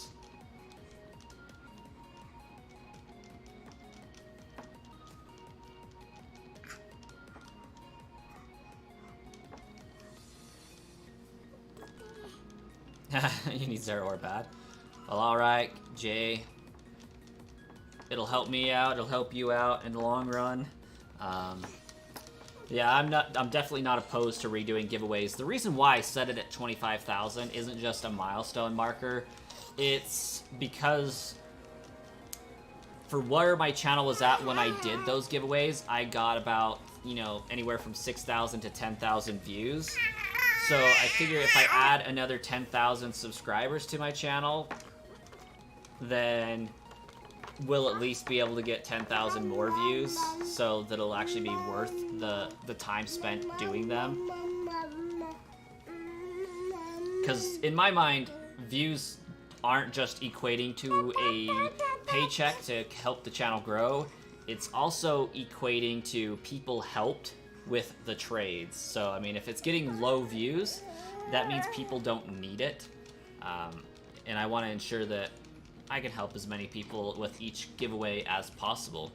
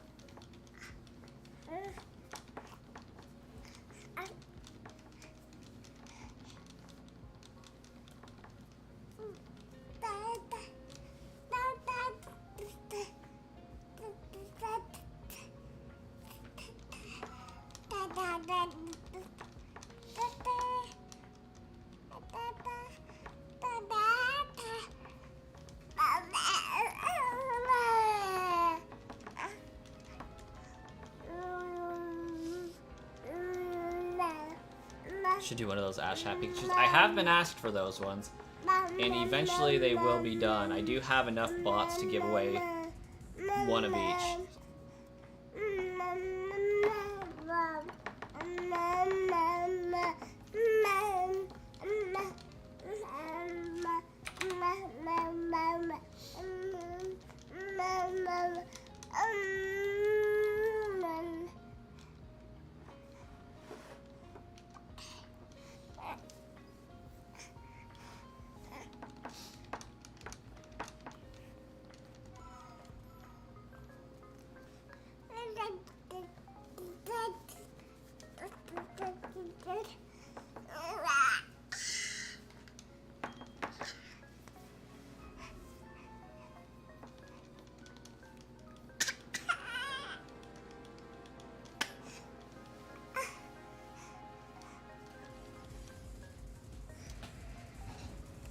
We dropped something, huh?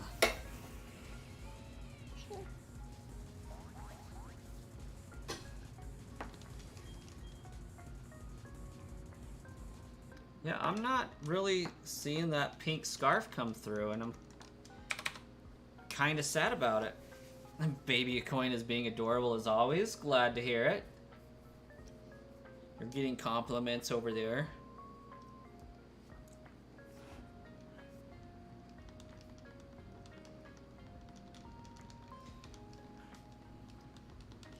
I played it very briefly.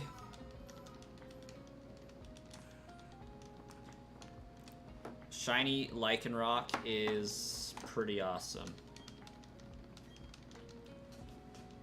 Dusk form, even better.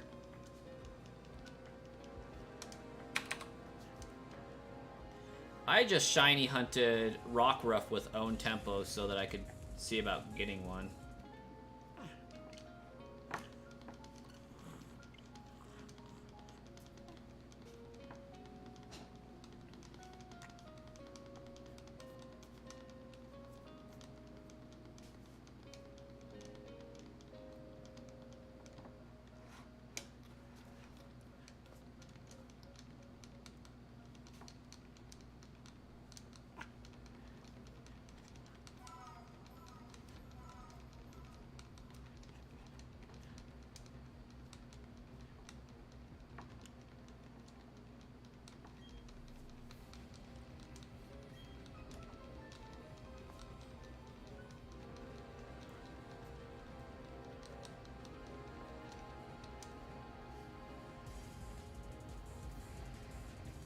Just change the clock on your Switch.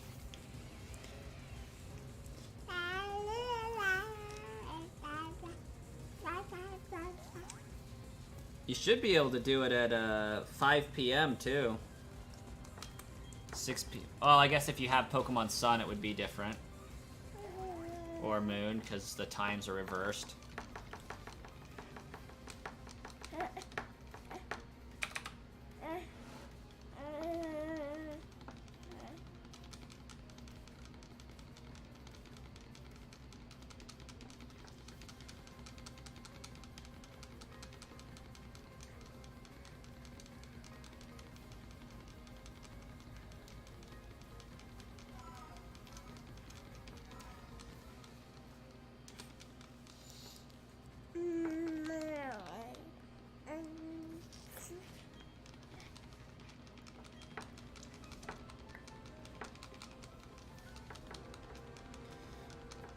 Are we gonna get it before 3,000? We're getting pretty close.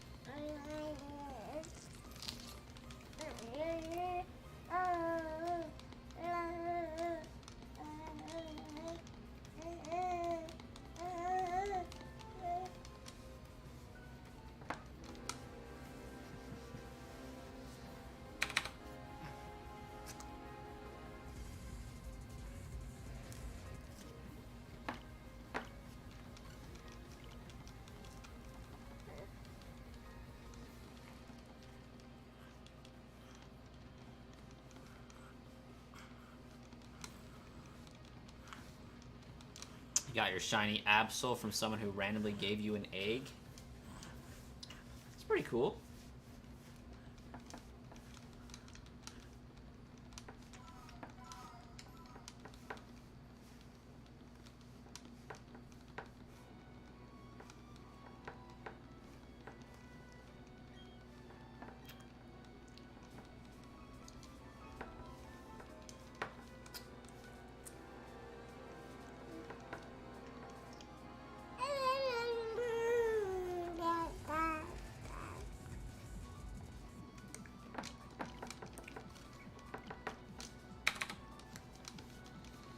Alright, last encounter before 3,000.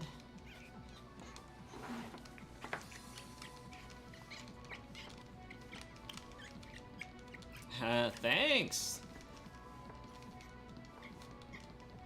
El Papimalu.